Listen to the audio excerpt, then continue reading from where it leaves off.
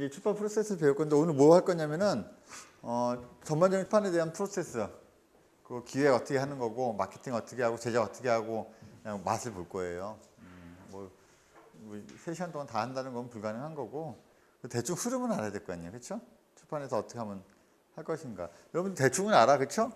책 나올 1년을 가지고 대충은 알 수 있을 것 같아. 일단 원고가 있어야 되겠죠? 원고가 있어야 됩니다. 원고가 제일 중요해요. 출판사에서 가장 중요한 건 콘텐츠니까 일단 콘텐츠가 제일 중요한데, 콘텐츠가 들어오는 경로는 두 가지인 것 같아요. 국내서냐 외서냐, 그죠? 국내서냐 외서냐 따른 것 같고, 큰 출판사는 외서팀하고 국내서 팀이 따로 있어요. 그리고 이제 따로 있고, 그 안에 이제 실용서 팀이 있고, 뭐 문학팀이 있고, 아동팀이 있고, 이렇게 다 달라질 수도 있고요. 더 큰 회사는 이제 아동서 같은 경우는 뭐 브랜드로 이렇게 나눠. 그래서 뭐 다른 이제 자회사를 만든다든지, 뭐 인프린트를 통해 가지고 뭐 회사를 뭐 달리 운영한다든지, 이런 식으로 회사가 조직화되고 분사하고 막 이런 식으로 쪼개집니다. 근데 회사가 크지 않으면 한 사람이 다 해요. 외서 기획도 하고 국내서 기획도 하고 아동서부터는 다 합니다. 그래서 이거 회사의 규모에 따라서 양상이 달라져요. 근데 본질이 바뀌진 않아. 본질이 바뀌진 않겠죠. 그래서 아무튼 외서하고 기획은 국내서하고 이제 바뀝니다. 외국 외서 기획에서 가장 중요한 나라들이 어디겠어요? 우리나라가 가장 비중이 높은 나라는 이런 나라겠죠? 그렇죠? 수입으로 따질 때는 일본이 제일 많고요. 1등이야. 영국이 있구나, 영국. 미안해, 영국. 이탈리아, 영국. 얘가 3위. 4위, 5위 이렇게 될 거예요, 그렇죠? 그래서 우리가 영미권이라고 해가지고 영어하고 미국하고 합해가지고 하면은 영미권이 1위. 언어권별로 하면, 그렇죠? 그리고 이제 일본어가 2위인데, 일본어는 허수가 있어. 3분의 1은 만화책이에요. 또 만화책이 워낙 많아가지고 만화책 빼면 또 사실은 그렇게 많은 것도 아니야, 사실은. 그렇죠? 만화책의 비중이 너무 커, 사실은. 그래서 실질적으로 1등은 미국이에요. 미국이 실질적인 1위고, 영미권, 영국하고 또 콘텐츠가 굉장히 좋잖아요. 우리가 이런 건 비교해 볼 수 있는 것 같아. 영국이 창조 경제 많이 하고 창의 산업 하고 있거든요. 나라 규모는 우리랑 비슷하잖아. 그죠? 근데 굉장히 문학은 굉장히 발달되고요. 출판 굉장히 발달한 나라예요. 그러니까 우리나라가 사실은 성장 가능성이 있는 나라야, 우리도. 자, 여기 이제 원고를 의뢰해요. 그렇죠? 여기 저자 기획도 있고, 저자 결정하고, 내용 결정하고, 제목 결정하고, 대상 결정하고, 뭐 이렇게 해야 될 거 아니에요. 그렇죠? 1년의 과정이 필요한 것 같아.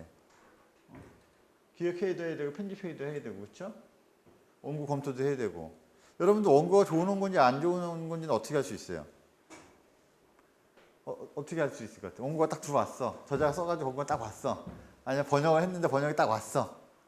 아니면 번역을 하기 전에는 원서를 딱 읽어봤는데 이 책이 좋은 책인지 안 좋은 책인지 어떻게 할 수 있어요?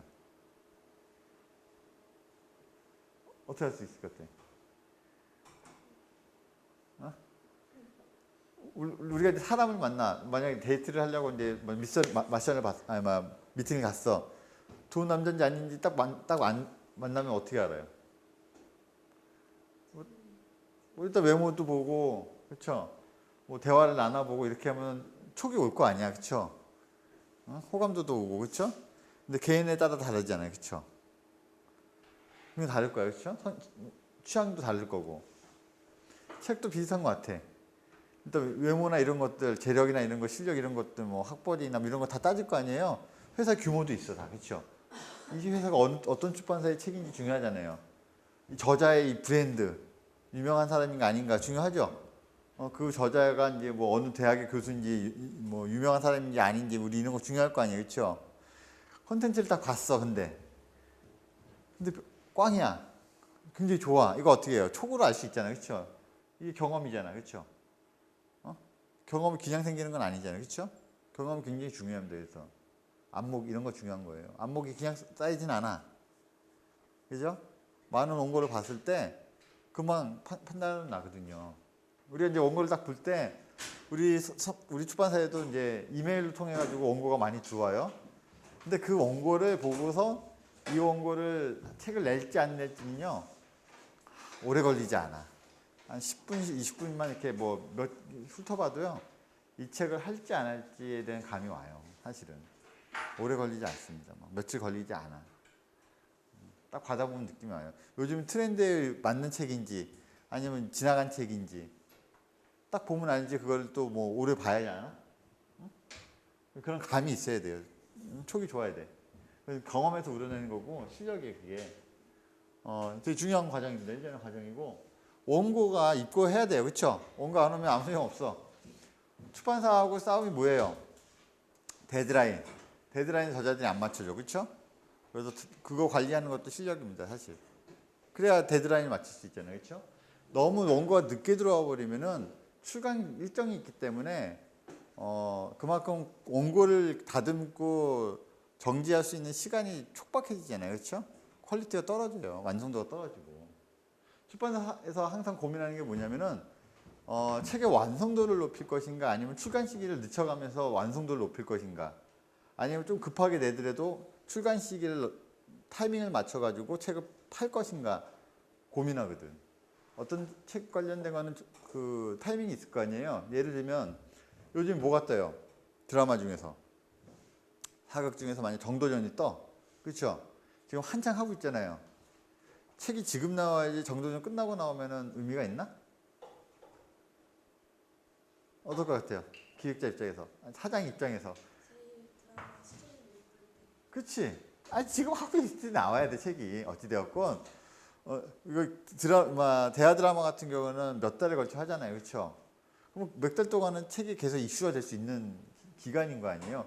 그러면 좀 발빠른 사람이라면 정도전이 뜰 거를 예상하고 아니면 정도전이 그 방송국에서 미는 거라고 하면은 그 전부터 준비를 해서 방영할 때 딱 맞춰가지고 딱 만들어서 동시에 출간하고 그렇죠? 그 방영하는 동안에 같이 판매를 하고 마케팅도 같이 하면 좋잖아요, 그렇죠? 띠지 마케팅을 하든 뭐를 하든 해가지고 하면 좋잖아. 그럼 같이 나갈 거 아니에요. 근데 완성도를 높인다고 해가지고 드라마가 딱 끝났는데 그때 책이 딱 나와. 내지 않는 게 나아, 그렇죠? 그런 타이밍도 있을 거예요, 분명히, 그렇지? 타이밍이 중요해, 그렇죠? 원고 완성도가 중요합니다. 원고 검토하고요, 그렇죠? 원고 정리하고, 그렇죠? 기획부하고 편집부가 있는데 기획부하고 편집부가 차이가 뭐예요? 요즘에 출판사들 대부분은 교조교육 같은 좀 단순 업무는 출판사 내부에서 하지 않고 외부로 넘깁니다. 요즘은 이제 일반적으로 이제 여기 이제 인문학 하신 분들 많고 국문과 영문과 출신들 많은데 출판사에서 교정교육을 보는 거는 이건 단순 업무야. 사실은요. 이게 단순 업무고 그냥 스킬이에요. 그거를 중요 업무라고 하지 않습니다. 그거는 대학생들도 해요. 교정교육 같은 경우, 그렇죠? 그래서 그거는 고급 업무가 아니에요. 교육 같은 거는 글을 좀 잘 다뤄야 되니까 약간 테크닉적인 부분이 필요하지만 그것도 그냥 스킬에 불과하지 그거를 뭐 주된 업무라고 할 수가 없어요. 저자를 만나서 저자랑 협상도 해야 되고 좋은 원고를 발굴할 줄도 알아야 되고 그렇죠? 이런 프로세스 전반적인 거를 진행할 줄 알아야 되거든요. 근데 제가 만나본 대부분의 편집자 출신들은 원고에 매몰돼서 좋은 원고만 찾아다니고 좋은 원고만 좋아라 해요. 사실은. 그리고 작가와의 유대관계 이런 걸 중시하는 것 같아. 근데 그 이상은 관심을 없어요. 예를 들면 마케팅이라든지 제작이라든지 이런 거에 관심이 없어요. 제작할 줄은 몰라 그래서. 기획자는 최소한 어떤 사람을 기획자로 하냐면 당연히 좋은 원고도 갖고 있지만 볼 줄 알고 만들 줄도 알지만 이게 어떻게 판매돼서 고객들한테 파급 효과가 있을 것인지 그래서 출판사가 어떻게 하면은 건전한 생태계를 만들지를 생각하고요. 독자들한테 그리고 제작 그리고 거래처 관계 다 고려합니다. 그래서 전반적인 출판에 대한 전반적인 흐름을 다 꿰고 있는 사람이 기획자고요. 편집자는 그렇지 않아요. 내가 알고 있는 많은 수의 편집자들은 좋은 원고에만 매몰돼 있어요. 그래서 창업을 할 때 열의 아홉이 망하는 이유는 그거예요. 마케팅 할 줄 모르고 제작할 줄은 몰라. 좋은 원고만 타령해요. 그러면 편집자로만 남다가 사라지는 거고요. 기획하고 편집하고 끝난 다음에 디자인 파트로 갑니다. 디자인 파트에서 뭐 하죠? 책을 만들 때 몇 가지 필요한 도구들이 있어요. 지금 이제 우리가 얘기하는 디자인 파트에서는 쿼기라고 하는 그 프로그램을 쓰던데 인디자인이라고 하는 프로그램을 써요. 책을 편집하는 전용 프로그램이 있어요. 있겠지, 그렇죠? 여러분들 리포트 쓸 때 뭘 써요? 아래 한글 쓰죠. 아니 워드 프로세스 쓰는 것처럼 뭔가 프로그램이 있어야 될 거 아니야. 근데 쿼기라고 하는 거는 애플사에서 나온 건데 이제 그건 거의 안 씁니다. 무거워요, 굉장히. 그 컴퓨터 뭐 별도로 사야 되고 비싸고 프로그램도 비싸고 무거워요. 불필요해. 근데 기술이 발달하다 보니까 인디자인이라고는 굉장히 간편한 게 나왔어요. 어도비사에서. 그래서 일러스트하고 뭐 파워포인트, 우리 이미지 만드는 거 뭐야? 포토샵 이거 다 연계돼 있어요, 같이. 그래서 인디자인 하면서 포토샵하고 일러스트 끌어들여가지고 같이 거기서 작업하고 다 할 수 있고 내보내게 하면은 그냥 PDF로 바로 나와요. 근데 콕 같은 경우는 그렇게 안 했거든. 안 됐었어요. 그러니까 그 인디자인 프로그램 하나만 있으면은 편집이 굉장히 수월해진 거야. 옛날에 콕이 있어야 되는 건데. 그리고 그냥 IBM 그냥 컴퓨터에서 그냥 깔고 바로 하면 되고 가격도 싸고. 이렇게 좋은 프로그램이 있는데 굳이 콕을 쓰지 않겠죠?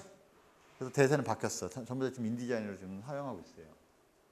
그래서 이제 고급 디자이너들이 콕에 의존했던 사람들이 콕을 버리고 인디자인으로 지금 돌아가고 있는 상황이 있고 젊은 디자이너들은 전부 다 인디자인 씁니다. 그 사람들이 디자인을 하는 거예요. 그래서 판형, 우리가 신국판으로 할 것인지 뭐 크라운판으로 할 건지 4600판으로 할 건지 결정하고 단색으로 할지 2도로 할지 컬러로 할지 정하면 디자이너가 그 책의 성격에 맞게 편집을 하는 거예요. 서체를 무엇을 쓸 것인지, 그렇죠?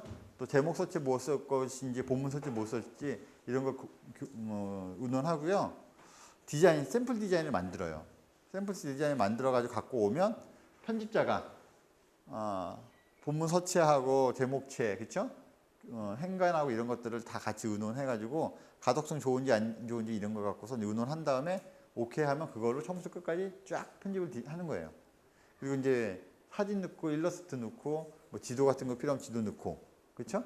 이제 거기 책의 성격에 맞게끔 디자인을 해줘야 돼요.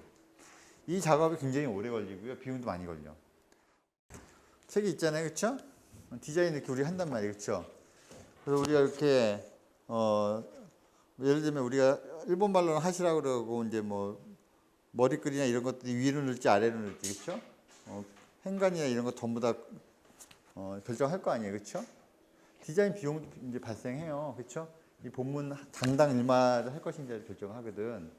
칼라책 같은 경우는 한 장에 얼마 정도 받는 줄 아세요? 디자인비? 한 페이지에 한 얼마 정도 받아야 될 것 같아요, 칼라책은. 가늠이 안 잡히죠, 여러분들. 200자 원고지에 보통 번역서는 3,000원 더 넣거든요. 200자 원고지. 여기 이런 거 보면 한 200자 원고지로 따지면 한 두세 면 들어갈 거예요, 그렇죠? 그렇게 따지면 한 3만 원 정도 되는 거지, 그렇죠? 칼라책 기준으로 해가지고 보통 10,000원 정도 해요. 그럼 300페이지짜리 책이면은 본문 디자인 비용이 얼마 정도 들어요?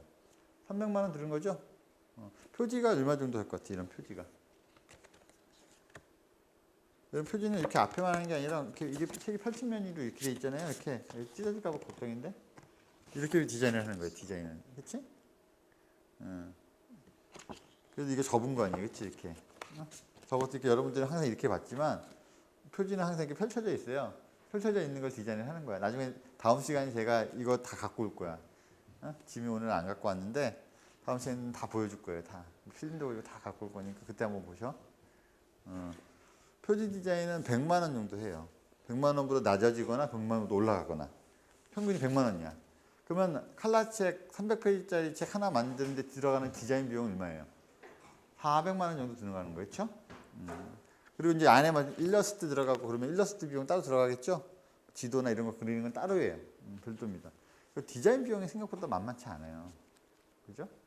안에 그래서 디자이너, 하우스 디자이너가 있든 외부로 맡기든 이제 조율해야 되는 거거든. 그렇죠? 디자인도 굉장히 중요합니다. 비용도 굉장히 많이 발생해요. 그렇죠? 생각보다. 디자인이 끝나면은 여기 이제 조판하고 인쇄, 제책, 용지 결정, 장정 결정 뭐 이렇게 돼 있어요. 그렇죠? 장정 결정이 가장 대표적인 게 이렇게 소프트면, 그렇죠?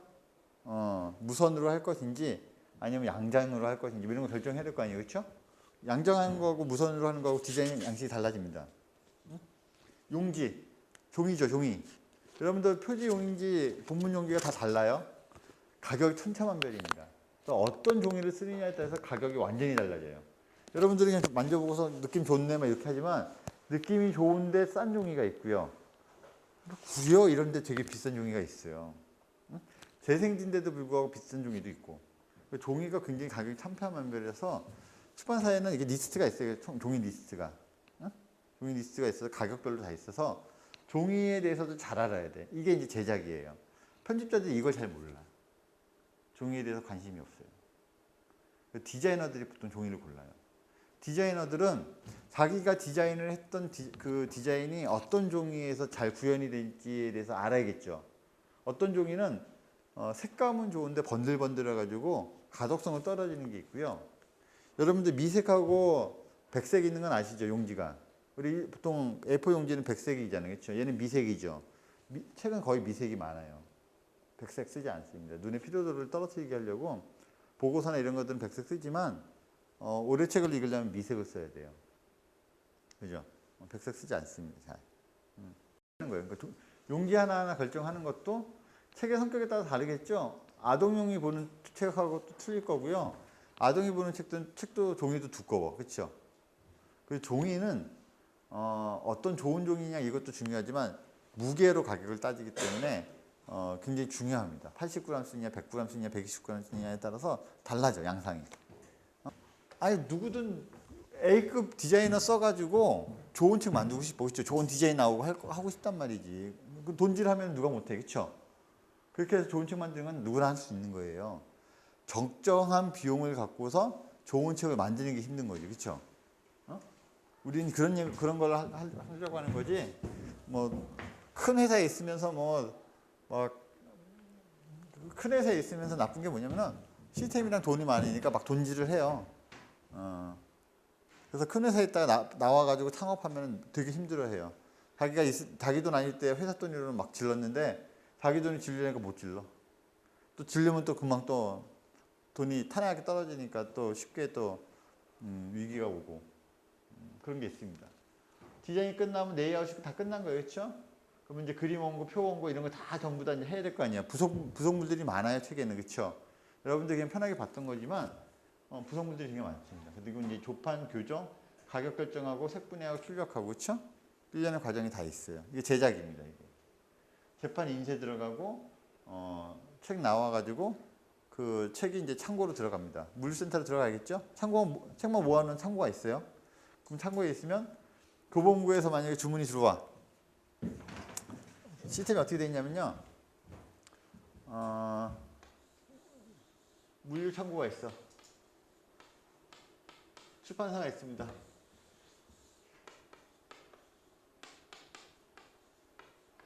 그리고 이제 도소매가 있어.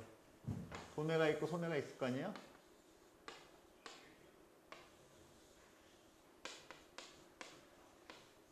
총판도 있고, 그렇죠?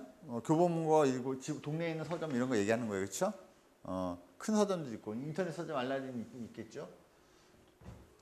출판사하고 물류 그 창고, 우리가 보통 창고라고 하는데 프로그래밍이 있어요. 뭐 우리 요즘엔 다 전산화된 시대잖아요. 책을 관리하는 프로그램이 있을 거 아니에요, 그렇죠? 넘버링이 다 있어요, 그렇죠? 재고 파악 다 되고요, 다 돼 있을 거야. 근데 출판사가 큰 사람들은 자기 물류센터가 자기 창고를 갖고 있고요. 우리 같이 좀 작은 출판사들은 물류센터를 갖고 있으면 거기에 임대를 하고 들어가가지고 월 임대료를 쓰면서 그 물류센터가 쓰고 있는 프로그램을 같이 공유하면서 쓰는 거예요. 출판사에 도매 소매에 있는 그 서점들, 우리가 보통 말하는 교보문고 이런 데 있죠? 교보영풍 이런 데, S24 알라딘 이런 데, 그렇죠?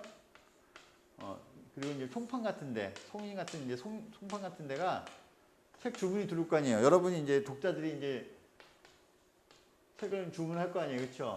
예를 들면 교보문고에 주문하면 교보하고 S, 송인 이런 데는 책 주문이 들어왔으니까 연락을 해야 될 거 아니에요. 출판사 연락으로 합니다. 그럼 출판사는 아침에 딱 와보면 팩스가 와 있거나 컴퓨터 프로그램이 있잖아요. 주문이 책이 와 있어요. 어떤 A라고 하는 책, B라고 하는 책에 부스랑 해가지고 와 있어요. 주문이. 그러면 이 출판사는 물류센터에다가 인터넷이나 팩스나 이런 걸 통해 가지고 어떤 책을 내보내라고 해요. 그러면 날개라든지 이런 그 책만 배달해주는 또 업체가 있어. 그런 업체들이 이런 물류센터들이 몰려 있을 거 아니에요. 우리 책만 하는 게 아니라 여러 물류센터들에 있는 책들을 그 트럭으로 이렇게 다 날라가지고 한꺼번에 도매하고 소매에 있는 데다가 넘겨줍니다. 책을 배달해줘요. 이게 하루에 다 일어나요. 그 일일 배송이라는 게 뭐냐면은 여러분들이 오늘 주문하면 다음날 책이 들어올 수 있죠. 이게 아침에 시작해가지고 이게 전체 한 바퀴 돌아가지고 여기까지 들어오는 거예요. 그렇죠? 독자가 주문을 해서 교보문고에서 받아가지고 출판사에서 와서 물류센터에 가서 물류센터가 다시 도소매로 가가지고 교보문고에 쓰인 송인 이런 데 받는 거예요. 그렇죠? 도매 소매가 얘네들이지. 그렇지? 이게 1년의 과정이 되는 겁니다. 그러니까 큰 출판사에는 어떤 부서가 있을 것 같아요. 부서의 명칭이. 이런 제작의 시스템을 보면 필요한 부서가 생기겠죠. 기획부가 필요할 것 같아. 그렇지? 기획부 있다며. 그렇지? 편집부 있을 거 아니에요. 그렇죠? 디자인부 있어야 되겠고. 그렇죠? 제본 제책해야 되니까 제작부 있어야 될 것 같죠. 생산부가 제작부 아니에요. 그렇죠? 이 기본적으로 얘네 셋은 있어야 될 것 같고. 그렇죠? 마케팅 해야 될 거 아니에요. 그렇죠? 마케팅부 있어야 되고. 요즘에 인터넷 중요하잖아요. 인터넷 사업부가 또 따로 있어요. 이거 전체를 또 관리해줄 경영지원팀이 있어야겠죠? 회사가 또 출판사도 회사니까 다 그런 것들이 일련의 과정이 있어야 될 거 아니에요. 그렇죠? 근데 약간 출판사에만 있는 회사가 그 부서가 있고 어떤 모든 회사에 다 있는 부서도 있어요. 예를 들면 출판사에만 있는 부서는 편집부하고 디자인부하고 제작부는 어떻게 보면은 출판사에만 있는 거잖아요. 그렇죠? 특히 이제 편집부하고 디자인부 같은 경우는 특히 편집부 같은 경우는 출판사에만 있는 거예요. 그렇죠? 디자인부 같은 경우는 딴 데도 있을 수 있어. 편집부만큼은 출판사에 있는 거예요. 그렇죠? 마케팅이나 경영지원팀이라든지 이런 데는 다른 회사도 다 있잖아요. 그렇죠? 인터넷 사업부 다 있잖아요. 그렇죠? 그러니까 출판사도 사업이기 때문에 특수성이 있는 부서가 있고 어차피 다른 공유할 수 있는 부서가 분명히 있는 거예요. 자, 그래서 간단하게 보면, 그렇죠? 아까 막 복잡해서 그렇죠? 간단하게 보면은 출판 의뢰 들어가고 원고 검토하고 출판 결정하면은 원고를 보완하고 편집 교정해서 인쇄 제작하고 판매 홍보해가지고 책을 파는 거예요, 그렇죠? 간단하게 보면 이거고, 그렇죠? 여러분 대충 이 정도는 알아, 그렇죠? 누가 만약에 책 만들려면 어떻게 해야 돼? 하면은 이렇게 얘기하는 출판에 의뢰해야 될 거 아니야, 그렇지? 원고를 검토하고 원고가 더 나빠 버리고, 그렇죠? 좋아. 결정해 출판을. 그렇죠?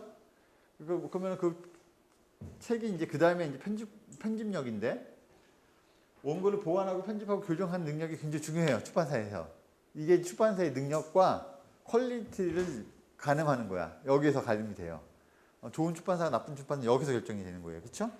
1차적으로는 여기가 가장 중요하고요. 인쇄 제책은 어차피 인쇄서나 대본서를 맡겨서 하기 때문에 큰 차이가 없습니다. 그 다음에 차이는 마케팅하고 홍보의 차이가 있어요. 큰 출판사는 마케팅과 홍보를 잘하겠죠. 인력과 자본과 시스템이 있으니까. 작은 회사는 힘들겠지? 여기서 두 번째 차이가 나요. 그죠? 그래서 출판에서 가장 중요한 거 편집부의 능력과, 그렇죠? 여기 판매하고 홍보는 마케팅이죠. 마케팅의 능력 가장 중요합니다. 그래서 출판의 꽃은 편집부와 마케팅이 같이 되는 거예요. 또 가장 왕 중의 왕은 편집부, 그 다음은 마케팅부. 그래서 90년대 이후에 2000년대 넘어오면서 편집부의 힘이 셌던 데에서 지금은 마케팅 힘이 굉장히 세요. 그래서 출판사에서는 가장 권력이 센 팀은 편집부하고 마케팅 팀이에요. 그래서 마케팅 팀장하고 편집부 팀장, 장들끼리의 알력이 항상 있어요. 그래서 어떤 출판사 사장의 마인드가 편집 쪽이 좀 강하냐 아니면은 마케팅이 강하냐에 따라서 주도권이 약간 달라져요. 똑같은 얘기예요, 그렇죠? 기획, 편집, 제작, 마케팅 단계 이렇게 있는데 기획 단계에서는 고민할 게 뭐예요? 무엇을, 그렇죠? 독자는 누가 집필하고 언제 발행하고, 그렇죠? 독자 굉장히 중요해요. 타겟팅 굉장히 중요합니다. 요즘 독자들이 보통 똑똑한 게 아니겠죠? 읽을 거랑 볼 거리가 너무 많기 때문에 사실은 독자에 대한 고민을 해야 됩니다. 독자에 대한 고민은 마케팅 팀도 같이 해요. 지금은 편집 단계에서는 지적 조직자하고 지적 디자인이라고 하는데 디자인은 두 가지 디자인이 있어요. 지적인 디자인과 미적인 디자인이 있습니다. 뭔 얘기예요? 독자의 입장에서 가독성 좋고 이렇게 하는 거는 지적인 디자인이 있고 그렇죠? 책의 내용에 충실하게끔 디자인하는 거는. 근데 자칫 그렇게 하다 보면 투박하고 재미 없어질 수 있죠. 또 화려하고 좀 감각적인 것도 필요하잖아요, 그렇죠? 텍스트 같은 경우 이런 거 많이 하잖아. 글씨 같은 거 이렇게 키워가지고 처음에 첫 글자 같은 경우는 거대한한테 뭐 이렇게 이런 식으로 하는데 사실 가독성에 따르면 이게 되게 떨어지는 거거든. 근데 디자인적으로는 이런 게 좀 이쁠 수 있잖아요, 그렇죠? 미적 디자인도 굉장히 중요해요, 책에서. 똑같은 모든 책이 똑같은 서체로 쓴다고 하면 얼마나 재미없어, 그렇죠? 똑같은 디자인이라고 하면 그럼 재미없잖아요. 디자인이 뽐낼 것도 없고. 그러니까 미적 디자인도 굉장히 중요합니다. 근데 막 화려하게만 하다 보니까 막 책 읽기가 불편해. 이것도 곤란하잖아요, 그렇죠? 책의 내용에도 충실해야 될 거 아니에요. 미적 디자인과 지적인 디자인이 같이 병행해야 돼요. 그게 더 중요한 겁니다. 제작 단계에서 도안과 조판, 제작, 터잡기, 판국기 다 중요한 겁니다. 이거는 진짜 해봐야 돼요. 제가 필름 갖고 오면은 터잡기가 이런 것들이 뭔지 알아. 마케팅, 홍보, 광고, 유통 이거 좀 이따 뭐 자세하게 얘기할 겁니다. 원가 산출 관련된 것도 좀 할 거예요. 여기는 영화 다 알아요, 그렇죠? 여러분들 영화는 봤어요? 우리 여성 동지들이 좋아해요, 이걸, 그렇죠? 그리고 남자들도 뭐 싫어할 이유는 없어, 그렇죠? 좋아하지 않으면 뭐 싫어할 필요는 없잖아요, 그렇죠? 좋아할 필요가 있고 잡지사를 모델로 한 거잖아요, 그렇죠? 실제 모델이 있고 가장 출판하고 근접한 내용이에요, 그래도 출판을 모태로 해가지고 막 재밌게 흥행한 영화는 별로 없는 것 같아요. 네, 잡지사를 모델로 한 것 중에서는 이게 성공한 영화 같아요, 그렇죠? 악마는 프라다를 입다. 재밌었던 것 같아요, 그렇죠? 책도 재밌어요, 그렇죠? 소설도 원투에 나왔어요, 그렇죠? 책도 나왔고, 여기는 이제 학습서가 나왔어요, 또 영어, 그렇죠? 그럴 수 있겠죠. 프라다를 입다 재밌어. 그러면은 그거 갖고도 학습도 하려고 그러잖아요. 요즘엔 겨울왕국이 뜨고 있거든. 겨울왕국이 뜨니까 겨울왕국 관련된 책들이 엄청나게 나왔어요. 그래서 겨울왕국을 통해서 그냥 학습, 영어 학습하는 어린이 버전, 성인 버전. 길벗 출판사에 나와가지고 그게 많이 나간대. 그리고 또 길벗 말고도 다른 출판사에서도 지금 비슷한 것들을 내가지고 재미를 보고 있거든요. 그러니까 한 콘텐츠가 성공하면은 그 콘텐츠로 인해서 파생될 수 있는 것들이 다양해요. 책도 소설만 나오는 게 아니라 어학학습서도 나올 수 있고, 그렇죠? 다양한 버전으로 책들이 나올 수 있어. 그럼 기획서를 써서 잘 마케팅 해야겠죠? 그래서 한번 기획서를 한번 써보는 거예요.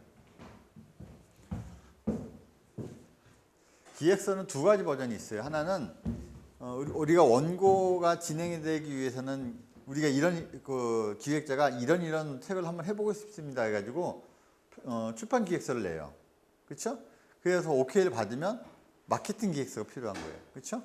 이거는 지금 우리가 악마는 프라다를 입다를 지금 하기로 한 거 아니에요, 그렇죠? 지금 기획서는 무슨 기획서겠어요? 이건 마케팅 기획서죠, 그렇죠? 마케팅 기획서. 프라다를 하기로 한 거 아니야. 프라다를 할지 말지를 결정하는 게 이제 편집 기획서, 원고에 대한 기획서예요. 그 원고 기획서도 중요해요. 왜? 아무튼 이거는 마케팅 기획서를 기본으로 한 거예요. 목표가 있어야 돼요. 그 기획서는 한 장으로 쓰는 게 제일 좋고요. 제가 생각할 땐 우리 기획서의 가장 중요한 요령 중에 하나는 뭐냐면 자신의 그 유려한 그 문체를 뽐내는 곳이 아니야. 그렇죠? 편집자들이 글을 다루는 직업이다 보니까 글 잘 쓰는 건 잘할 수 있겠죠. 길게 뽐낼 수 있는 건 잘할 수 있어. 우린 그걸 원하는 게 아니라 단문으로 핵심만 딱딱 얘기하는 걸 좋아해요. 시간도 없는데, 그렇죠? 유령 문체 이거 하는 거는 있잖아요. 나중에 그냥 본인이 교정교육을 할 때 뽐내면 되는 거고, 기획서는 한 줄로 쓰는 거야, 다. 목표 한 줄로 써야 돼, 그냥. 타겟. 핵심 타겟하고 이제 그냥 타겟이 있을 거 아니에요, 그렇죠? 핵심 타겟. 악마는 프라다를 입다 누가 입보겠어요? 20, 30대 여성이 볼 거 아니야, 그렇죠? 아무래도 핵심 타겟 딱 하나 딱 있으면 돼요. 그리고 핵심 관심사 키워드. 요즘 키워드 중요하거든요. 검색할 때도 키워드가 중요해. 뉴요커 이런 거 떴잖아, 그렇죠? 2000년 중반에 뉴요커 중요했거든. 그래서 뉴욕 관련된 책들도 많이 팔렸어요. 패션 잡지, 뭐 직장 뭐 상사 이런 것들 중요 키워드가 될 수 있죠. 메시지, 그렇죠? 그녀들의 세계를 공유하라, 그렇죠? 여성들 세계에 재밌는 일화들이 많을 거 아니야, 그렇죠? 컨셉은 그 자체가 악마용 프라다를 입다는 거예요. 제목 정말 잘 졌죠? 제목 굉장히 중요해요. 이건 이제 책의 가격과 판형, 페이지, 언제 입고할 것인지, 공급률, 그렇죠? 제작 부스 이런 것들 이제 정해야 되는 거예요. 여기 이제 질이라고 되어 있는 건 왜 질이에요? 2권짜리잖아, 그렇죠? 2권 동시에 내야 되잖아요, 그렇죠? 책은 1권, 2권 나올 때요. 1권이 제일 많이 팔리고요. 2권은 한 절반밖에 팔리지 않아요. 송인이라고 하는 총판이 있어요. 도매가 있고 교보문고 같은 데가 있고 예스입사가 있어요. 이 세 개가 굉장히 중요해요. 출판사가 있으면 출판사가 10,000원짜리 책을 얼마에 이 관련된 그 도소매 업체한테 줄 것인가에 대한 걸 공급률이라고 해요. 퍼센트율, 그렇죠? 송인에다가 60% 해주고요. 교보문고에다가 70% 해줍니다. 그리고 인터넷 예스입사에 60% 해줘요. 이게 지금 깨지고는 있는데 점점 더 낮춰지고 있어요. 작은 출판사들은 이 공급률이 더 떨어져.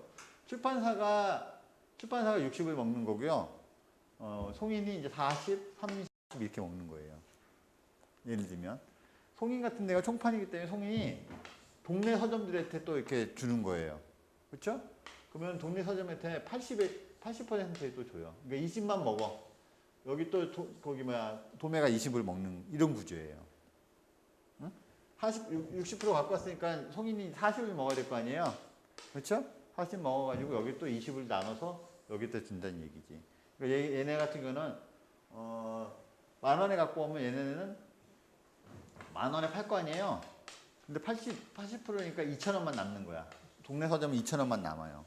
파는데. 응? 그렇게 하는 거라고. 송인 같은 경우는 여기 그 동네 서점 갈 때 건네 가지고 바로 가는 거예요, 그냥. 그쵸? 여기 2,000원 마진 먹고 2,000원 여기다 띄워준다고. 이런 식으로 되는 거라고요. 그쵸? 예스24는 어떻게 돼요? 예스24는 여러분들한테 10% 할인해 주죠? 10% 할인하고 70을 먹는 거야.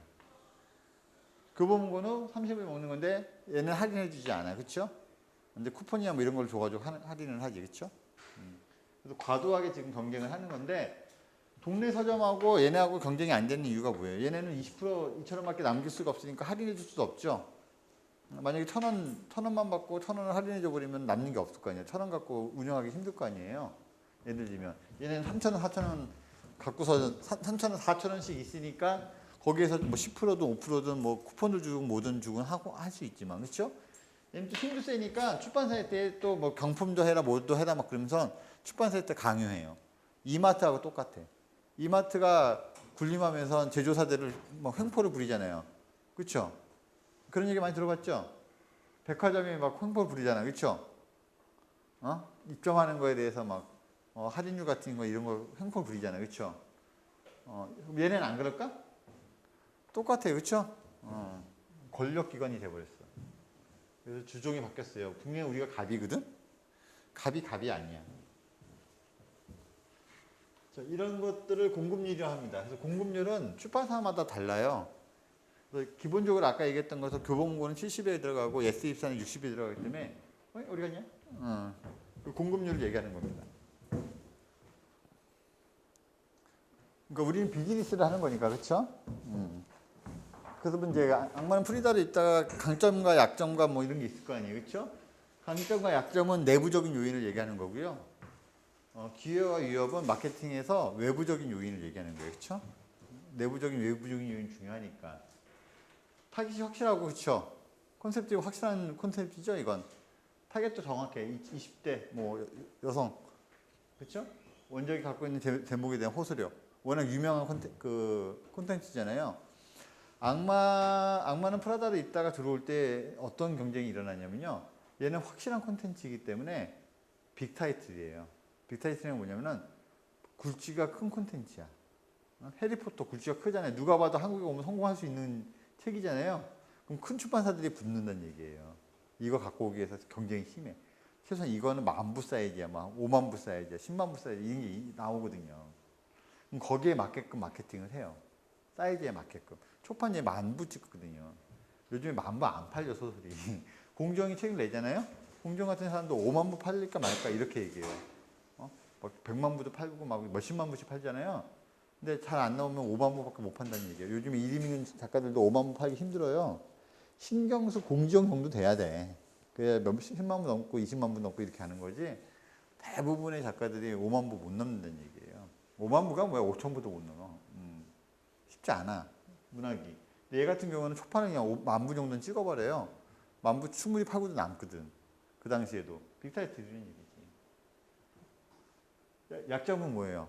문학적인 카타르스가 없대요. 그냥 없는 것도 아니고 전무해.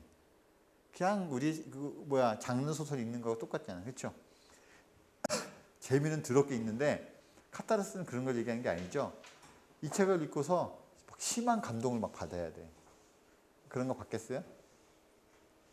그런 건 거리 먼저인 거예요. 그렇죠? 막 킬링이 되고 막 기분이 막 이런 거 없어. 이런 건. 그냥 재밌어. 재밌으면 되잖아요. 그렇죠? 그런 건 갖추고 있지만 그 자사 브랜드의 이미지와 상이하다는 건 뭐예요? 지나치게 상업적인 책이다 보니까 문학동네라든지 창비 이런 데서 낼 때 좀 약간 너무 순문학하고는 너무 떨어져 있잖아요. 사실 그런 거에 대한 브랜드에 대한 그런 거 약간 좀 경계할 수 있죠. 요즘 그런 거 경계하지 않습니다. 뭔 상관이야? 그냥 돈이 되는데 찍는 거예요. 그렇죠? 요즘에 이런 거 많이 신경 안 써요. 저자의 이력 중요하죠? 실제 인물을 타겟을 했기 때문에 굉장히 매력적이잖아요. 그렇죠? 뭐 그런 것들 얘기하는 거예요. 영화화된 거는 굉장히 중요하죠. 이게 타이밍하고도 마찬가지야. 아까 드라마하고 얘기했던 것처럼 영화가 개봉할 때 책이 나와야지 개봉해서 영화 내려간 다음에 책 나오면 아무 소용없죠. 그렇죠? 영화가 개봉돼서 막 흥행되고 있을 때 책도 같이 팔려야 될 거 아니야. 그랬다는 얘기죠. 같이 동시에 마케팅해요. 요즘엔. 해당 도서 관련된 시장, 아까 얘기했던 것처럼 뉴욕에 가는 거, 뉴욕 관련된 책들이 계속 그때 호황이었어요. 2006년도 당시에 뉴욕과 관련된 것도 호황이었던 얘기야. 2006년에 월드컵 있었어요. 있었던 것 같아? 여러분들? 2002년에 월드컵 있었던 거 기억나죠? 우리나라에서. 그럼 4년 후니까 2006년에 월드컵 있었겠죠? 이런 거 있으면 책 안 읽어요, 잘. 오락적인 요소 있으면 책 안 읽어. 여러분들 이게 무슨 상관인가 생각할 텐데 제가 아는 분이 뭐 이집트 문명적 이런 것들을 63빌딩에서 했대요. 63빌딩에서 이집트 문명전 이런 걸 했어. 전시잖아요, 공연. 그렇죠? 근데 그때 2002년이었대. 이거 수십억, 수백억 뭐 벌을 때였어요. 63빌딩을 뭐 1층부터 3층까지를 통째로 다 빌렸대. 그 비싼 63빌딩을. 그래서 이집트 문명전 해가지고 막 기둥 크게 막 세워가지고 막 그치? 그 안을 다 바꿔가지고 막 어마어마하게 했대요. 그래서 떼돈을 벌었대. 이 양반 말로는 1시간에 한 번씩 자기가 대표잖아요. 가방에다가 현금을 받아가지고 은행을 가가지고 돈을 맡기고 오고 그렇게 했대. 한 달에 한 번씩. 자기가 얼마를 버는지도 모를 정도 벌었대.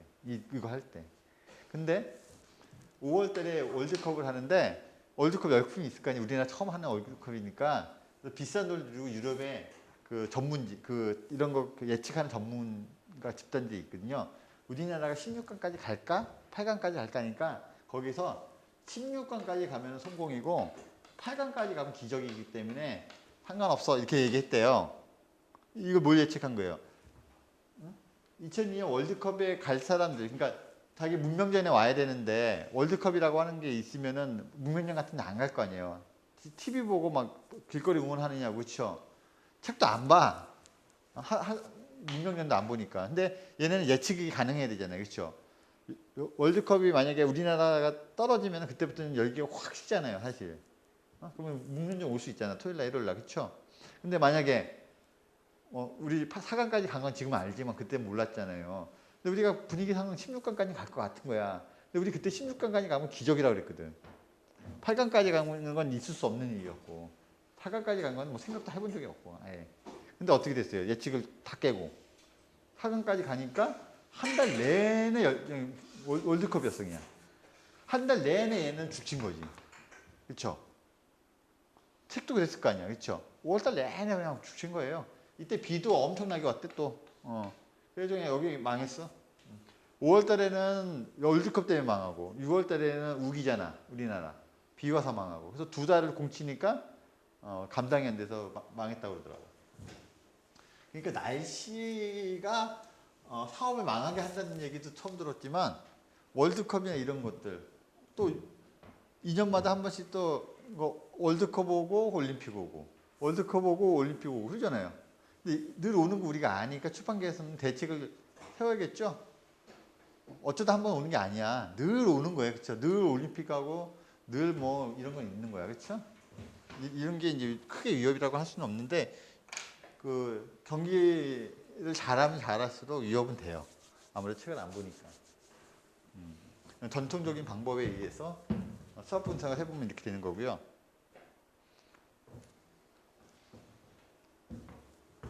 홍보 목표, 기획서 짤 때 이런 거 해야 돼요. 다. 홍보 목표. 제목과 이미지 강조해야 되고 최대한 노출해야 되고 그렇죠? 비주얼과 메시지 중심으로 표적 시장 선점해야 되고 일반 시장 매대 최대 확보해야 되고 매대 확보하는 거 쉽지 않습니다. 매대 확보가 뭐 하는 거예요, 여러분들? 그렇죠? 교보문고를 다 갔어. 좋은 자리가 있을 거 아니에요, 그렇죠? 그것만 공부하는 사람들이 있어. 유통에서는 여러분 편의점에 갔어요. 문 열고 딱 들어가면은 편의점에 진열이 잘 되어 있잖아요. 그 진열만 공부한 사람이 있다니까. 별거 다 공부하죠, 그렇죠? 유통학과에서 뭘 공부하겠어, 그렇죠? 그런 거 공부하는 사람이 있어요.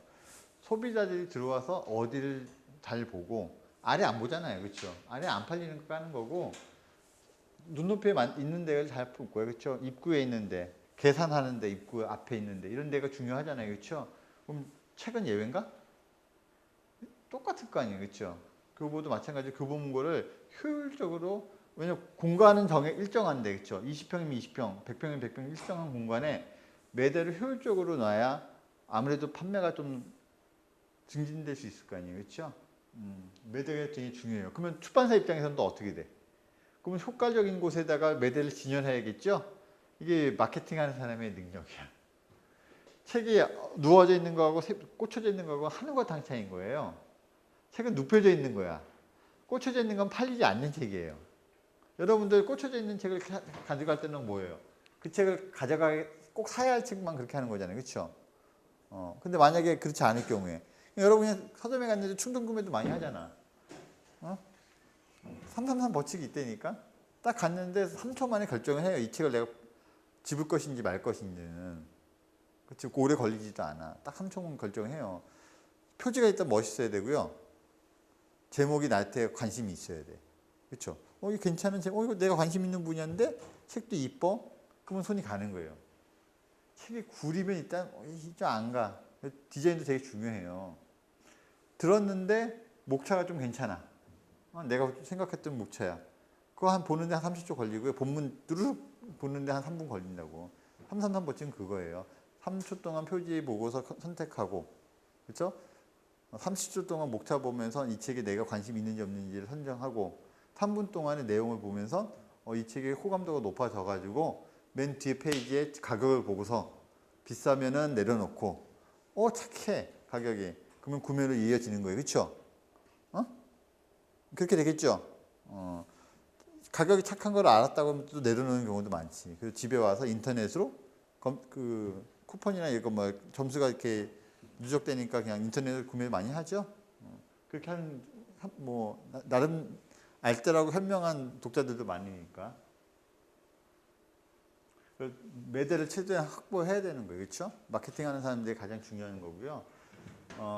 중장기적으로 베스트셀러 반열로 가는 거, 그 스테디셀러가 되는 게 출판사 입장은 최고죠. 잠깐 팔리고 마는 것보다는 꾸준히 팔리는 게 중요하잖아요. 그렇죠? 판매 목표 중요합니다. 판매 목표를 재워야 돼요. 한 달에 얼마 팔릴 거고, 내가 하루에 뭐 올해부터 금요일까지만 일하잖아요. 올해부터 금요일까지 몇 부를 팔 것이면 이런 거 예측 가능해야 돼요. 다 이거 목표를 짜는 겁니다. 월별 목표 같은 것도 다 짜야 돼요. 이제 홍보인데 마케팅에서 홍보하고 마케팅 두 개가 나눠져 있어요.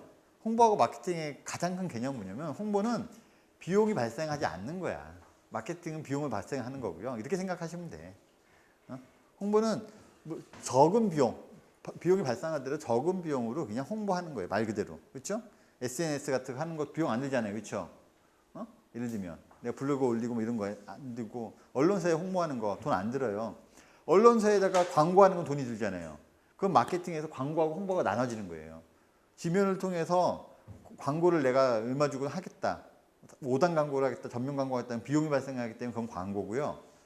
우리가 토요일마다 보면은 북세션이 있어. 거기에 보면 책 소개하고 이런 거 있죠. 그런 거에다가 이제 홍보하는 뭐 올라가는 거는 홍보예요. 그렇죠? 기사들을 써주는 거예요. 기자들이. 그렇죠?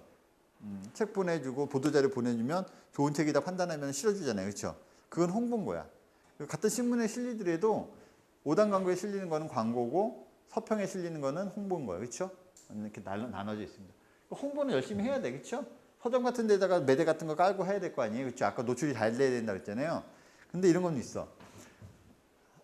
기둥 같은 데 옆에 잘 보이는 데다가 광고판 만들고 다이 있어가지고 책 이렇게 전시하는 거 있죠? 이건 광고야. 돈 주고 사는 거예요. 그 매대를. 한 달에 얼마 이렇게 사는 겁니다. 그렇죠? 그리고 오프라인에 그런 매대하고 온라인 광고하고 연계해서 상품이 있어요. 500만 원, 한 달에 500만 원 내면 온라인에 광고 배너 돌아가면서 해주고, 오프라인에다가 광고 이렇게 지해가지고 매대 하나 만들어주고 판매하게끔 해주는 거. 한 달에 500만 원 이렇게 광고가 있어요. 교보문고가 그런 거 갖고 장사를 하는 거야. 그런 책을 깔아주고 홍보를 많이 해줘요. 근데 그럼에도 불구하고 신간 나오면 이렇게 매대에다 깔아주는 난도 있을 거 아니에요. 그건 홍보지, 그렇죠? 홍보하고 광고는 분명히 달라요, 그렇죠? 어찌되었건 대형 서점들에다가 타겟팅 해가지고 있죠. 큰 서점, 작은 서점, 뭐 온오프라인 서점에다가 홍보할 수 있는 것들은 최대한 해야 돼요, 그렇죠? 그런 거 전략을 짜야 돼. 그리고 여기 보면은 담당자들도 있고 적극적으로 할 때가 있고 적극적으로 하지 않을 때가 있단 말이에요. 여러분 서점들의 가장 메인 메카가 어디예요? 종로지. 종로에, 그렇죠? 종로 교보문고, 영풍문고, 서울문고 거기가 메카잖아. 두 번째 메카는 어디야? 강남이죠. 우리 그 정도 생각할 수 있어, 그렇죠? 강남 가면은 반덴드리스도 있고 교보문고 있고 다 있잖아, 그렇죠? 두 군데가 양대 축이잖아요, 그렇죠? 그 다음에도 뭐 영등포라든지 이런 데 큰 데가 몇 군데 있어요, 매장들이. 그렇죠, 서울에. 그럴싸한 데가 있어요. 되게 어디예요? 일산의 가장 큰 서점이 어디야? 에헤, 앞으로 이제 알아주셔야지, 그렇지? 자주 가는 서점은 어디죠? 그렇지? 뭐 그런 게 갈 거 아니에요, 그렇죠? 지리적으로 가깝거나 이러면 갈 거 아니에요? 강남 잘 안 가면, 그렇지? 되게 어디죠? 학교 근처 어른 서점 좀 자주 가요. 되게 어디죠? 일원동? 일원동이 어디지? 수서. 어느 서점 자주 가요? 반대뉴스 종로에 있는 거 코엑스? 지금 공사하고 있죠? 공사 중이야. 그거 대대적으로 뭐 싹 바꾼대요. 어디 가셔? 광화문 그거 많이 가요, 그렇죠? 1등이야. 괜히 1등 아니에요, 그렇죠? 여기 지금 오늘 잠깐 물어봤는데 전부 다 광화문 그거 좋아하네, 그렇죠? 나는 거기 말고 딴 데 가는 데 있다. 어디 가세요? 종로 어디? 반대누리스? 종로라고 해서 난 또 교보문 줄 알았지. 거기 반대누리스 괜찮아요, 그렇죠? 거기 가면 뭐 어때? 그치? 건대 밑에도 서점 좋은 거 있고 다 있어요. 곳곳에 많이 서점들이 있어, 그렇죠? 서점 많이 가는 것도 중요해, 그렇죠? 아까 이제 홍보하고 광고하고만 1년의 관점은 그냥 그렇다 치고, 이건 이제 타임테이블인데 며칠서부터 며칠까지 막 이렇게 있을 거 아닙니까, 그렇죠? 아까 우리는 이건 비즈니스를 하는 거잖아요. 그 분초가 되게 중요해요, 그렇죠? 며칠이 중요한 거고, 며칠이 그게 하루가 전부 다 매출이잖아요. 그렇죠? 매출을 뽑아내야 되는 거기 때문에 계획에 의해서 움직여야 될 거 아니에요. 그렇죠? 아까 우리가 얘기했던 거, 뭐 수학 분석해가지고 뭐 어떻게 하겠다, 뭐 1개월에는 몇 불 팔겠다 이런 것들은 이런 타임 테이블에다가 다 정리해야 돼요. 딱 일목요연하게 적게는 몇 불 팔 거고 맥시멈을 몇 불 팔 것이면 이런 예측을 전부 다 써야 돼요. 예측 가능해야 되잖아요. 그렇죠?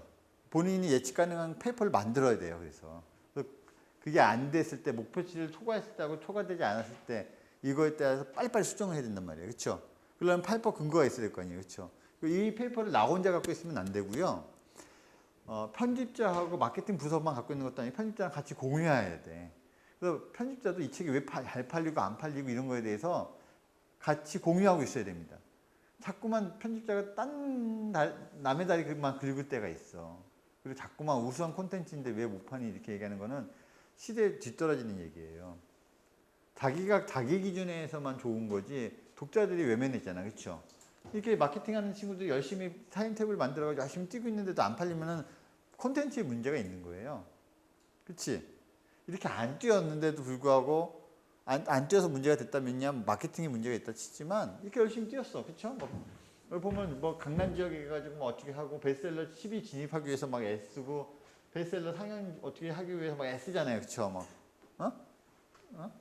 뭐 비주얼 메시지 하고 뭐 메시지 하고 뭐 다 뭐 엄청나게 많아. 그렇죠? 이렇게 했는데도 불구하고 안 팔리면 콘텐츠 문제라는 거지. 그렇죠? 문제 요인을 분석해야 돼서요. 책이 나온 다음에 한 달 정도 있다가는 편집자가 왜 이 책이 잘 팔리고 안 팔리고 이런 보고서를 써야 돼요. 사실은. 그게 제일 중요합니다. 안 그러면은 본인도 발전하는 데 좀 저해 요소가 생겨요. 중요합니다. 이런 페이퍼 같은 것들을 성실하게 쓸 수가 있어요. 너무 페이퍼가 많은 회사들도 있어. 보고서가. 그러니까 편집자들이 보고서에 치여가지고 다른 일을 못 보는 경우가 있어. 원고를 봐야 되잖아요, 사실요. 근데 원고 볼 시간이 없고 맨날 보고서만 쓰는 거야. 엑셀 작업하고 막 보고서 작업하고. 그것도 문제예요. 우리가 초등학교 선생님들 얘기할 때 많이 얘기하는 게 뭐냐면은 초등학교 선생님이 아이들 잘 가르치고 애들하고 놀아주고 이런 게 중요했는데 뭐가 많아요? 보고서 쓰고 일단 잡무가 많아. 퀄리티가 떨어져요. 자기 일에 대한 만족도가 떨어진단 말이에요. 잡무가 많으면. 6시까지는 원고 일하고 6시 이후에 만약에 다른 일을 막 회사 관련된 잡무가 많다 그러면은 편집자가 짜증이 나잖아요. 그렇죠? 고급 인력으로서의 사실은 그 퀄리티를 전부 다 100% 능력을 발휘할 수가 없는 거예요. 그러니까 잡무를 없애주는 게 회사의 또 몫이지. 이제 가격을 결정하는 거에 대해서는 얘기할 건데 여러분들 입장에서는 가격이 뭐 크게 안 중요하실지도 모르겠지만 모든 상품에서는 가격이 제일 중요해. 그렇죠? 아까 얘기했죠. 삼산산 법칙에서도 다 통과했어도 가격이 비싸면 그냥 내려놓는 거예요. 그렇죠? 전 아마 이게 23,000원이면 그냥 내려놨을 것 같아. 저도. 너무 비싸. 이건 한 18,000원, 17,000원이면 딱 적당한 가격인데 2만 원을 넘으면 안 돼요. 우린 책은 이 정도 페이지 400페이지인데 얼마나 파냐면은 18,800원에 팔아요. 근데 내 다음 주에는 갖고 올 거예요. 풀칼라고 되게 뭐 비용도 많이 들었는데 2만 원 넘기지 않아요. 원래 가격대로라면 한 25,000원 매겨야겠지? 근데 그렇게 못해요. 왜? 학생들이 많이 봐야 되는데 20대 학생들 주머니가 뻔하거든. 2만 원 넘으면 주머니 책 사지 않습니다. 근데 하물며 이건 뭐 그것도 아닌데.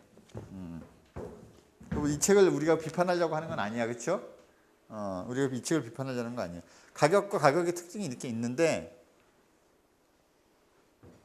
우리가 이제 박리담에 대해서 얘기할 거예요. 박리담회가 뭐예요, 뜻이? 많이 팔아서 이득을 많이 얻는 거죠. 책 같은 경우도 박리담회로 할 것인지 아니면 퀄리티를 높여서 팔 것인지 두 가지를 결정해야 되는 거예요. 박리담회의 가장 대표적인 사례가 뭐냐면은 아마존이야. 아마존出版 관련된 거 많이 하는 거 아시죠? 1등이에요. 그렇죠? 전자책도 1등이야. 킨들 이런 거 하잖아요. 그렇죠? 얘네는 딱 1%만 남긴대요. 철학이래. 박리담회의 최고봉이야. 엄청나게 많이 팔고 딱 1%만 남기는 거예요. 근데 그 1%가 어마어마하죠? 하도 많이 팔았으니까. 그렇죠? 경영 철학이 딱 정확해요. 1%만 남긴다. 가격이 낮아지잖아요. 그렇죠? 여러분들 여기 소녀시대하고 이승기가 있는데 얘네 광고비 굉장히 셀 것 같죠? 그렇지 않다는 얘기야. 소녀시대가 투애니원보다 낮아요. 투애니원 광고 본 적 있으셔? 몇 개 없어, 몇 개. 손에 꼽아야 돼요. 딱 나오는데 희한하네. 소녀시대 더럽게 많아, 그렇죠? 얘네들도 사람도 9명이라서 막 쪼개져가지고 막 광고 많이 해요, 그렇죠? 근데 투애니원보다 싸다니까. 많이 노출시키는 거예요. 다들 소녀시대가 탑인 걸 알기 때문에 광고주 입장에서는 비쌀 거라 생각하는데 생각보다 싸. 그럼 투애니원보다는 소녀시대가 광고 효과가 훨씬 높을 것 같죠? 느낌도. 광고 효과는 높은데 가격도 싸. 이런 걸 금상첨화라 하는 거예요. 그렇죠? 그럼 광고주 입장에서 누구를 하겠어? 투애니원보다는 소녀시대 할 가능성이 높죠? 이승기는 장근석하고 가격이 같아. 여러분 이승기를 쓰겠어요? 장근석을 쓰겠어요? 난 고민 안 해. 그냥 이승기 써 그냥. 윤아하고 같이 사귄대요. 그럼 소녀시대 윤아하고 이승기하고 같이 캐스팅해도 돼. 둘 다 싸잖아, 그렇죠? 우리나라 그 엄마를 부탁해가 성공했잖아요, 그렇죠? 예외예요. 그걸 일반화하면 안 된다는 얘기야. 마닥을 나온 암탉이 펭귄 출판사에 팔려서 지금 잘 팔리고 있거든요. 예외야. 2개밖에 없어요. 성공 사례는. 우리나라에 그 많은 책들이 나왔지만 딱 2개만 성공 사례가 있어. 이구영이라고 KL 매니지먼트 그 대표님이 성공 사례 딱 2개 만든 거예요. 미국에선. 이 양반도 미국에도 목숨 걸지 않아. 목숨 걸지 않습니다. 동남아에 요즘에 다니고 있어요. 우리나라 콘텐츠 가장 많이 팔릴 곳은 동남아거든. 동남아에다가 가서 그 매진하는 게 낫지. 되도 않는 미국 가서 그렇죠. 엄한 데서 삽질하는 게 아니잖아, 그렇죠? 그래서 얘기하는 겁니다. 전략을 잘 짜야 돼, 그렇죠?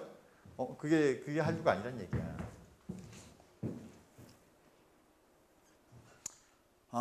문화상품의 가치 이건 왜 얘기하냐면은 퀄리티, 우리 퀄리티도 중요하잖아, 그렇죠? 박리담에만 중요한 게 아니야, 그렇죠? 퀄리티를 높여서 가격을 높이는 것도 중요해요, 그렇죠? 우리 잡지 이런 거 있어요. 밥은 굶어도 보고 싶은 공연을 본다. 뭐 이런 사람들 요즘 많아요. 젊은 층 중에서 워낙 그 뮤지컬이 비싸잖아. 그러니까 돈을 모아. 그래서 50만 원짜리 한번 보고서 희열을 느껴. 두고두고. 그런 사람 많잖아요, 그렇죠? 옛날 공연 같은 것도 비쌀 때는 그렇게 했다고, 그렇죠? 근데 이제 뮤지컬 같은 걸 그렇게 본단 말이야. 근데 여러분들 뭐 잡지 같은 거를 그렇게 하나? 돈 모아가지고 잡지를 막 보고 그래요? 그렇게 안 한단 말이지, 그렇죠? 제가 대학 다닐 때는 보고 싶은 잡지를 있잖아요. 이제 1년 구독을 해요. 근데 용돈 쪼개서 해야 되잖아. 그렇죠? 보고 싶은 영화 잡지 같은 걸 보겠다 하면은 뭐 쪼개서 이렇게 하고 그러긴 했었던 것 같아요. 지금 그런 건 안 한단 말이지, 그렇죠? 밥을 굶어서 보고 싶은 책을 뭐 하고 그러진 않을 거 아니야. 그런 눈치인데? 대부분 그러진 않아, 그렇죠? 밥을 굶어 그렇게 하지 않단 말이지.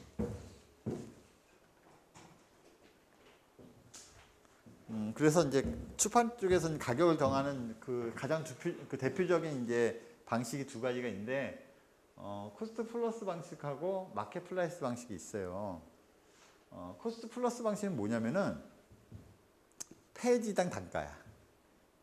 페이지당. 이게 단도책이고 이거 지금 이 책이 있으면 이거 제작비는 뻔할 거 아니에요. 어디서 만들든, 그렇죠? 그럼 장당 페이지를 매기는 거예요. 딱 이 책 50원, 장당 50원이야. 300페이지, 3, 5, 15, 15,000원. 오케이, 이렇게 되는 거예요. 뭔 얘기인지 아시겠어요? 장당 가격이 있어.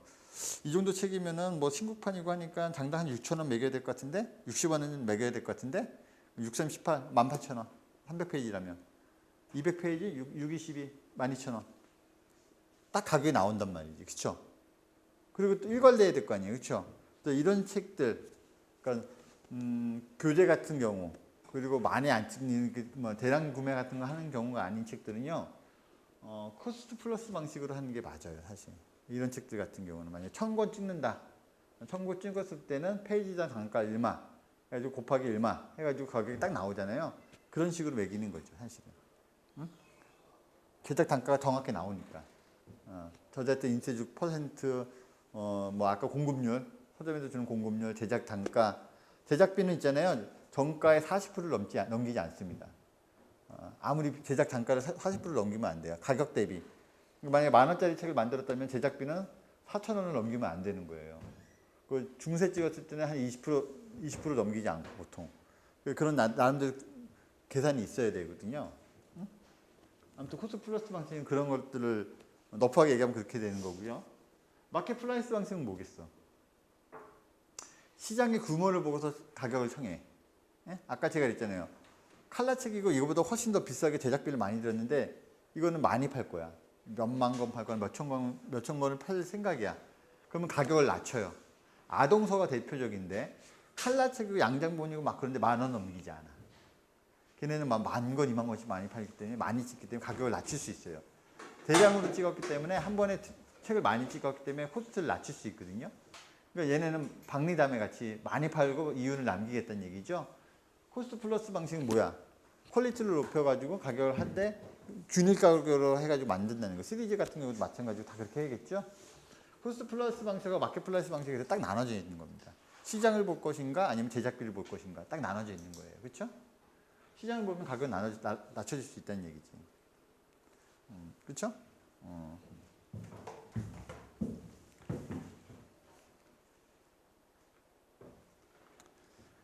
제작비가 들어가는 것들 뻔한데 초판 부스 판매되는 거하고 재판 부스 판매되는 거하고 달라지고요. 기획비, 디자인비, 대본비 이런 거 막 있잖아요. 코스트 플러스 방식은 이제 얘기하는 거예요. 그렇죠? 최선성 확보를 해야 돼요. 그리고 이제 여기 보면 제작비하고 영업비 등을 제외하고 정가를 책정한다고 했는데 포함시켜야 돼요, 사실은. 근데 일단 가격을 매길 때 이런 거 한번 생각해 봅시다. 여러분들 만약에 이제 책에 초판이 나왔어요, 그렇죠? 초판 청구를 찍었어. 일세. 청구 찍었어요. 우리 이제 PP라고 해도 이제 뭐야.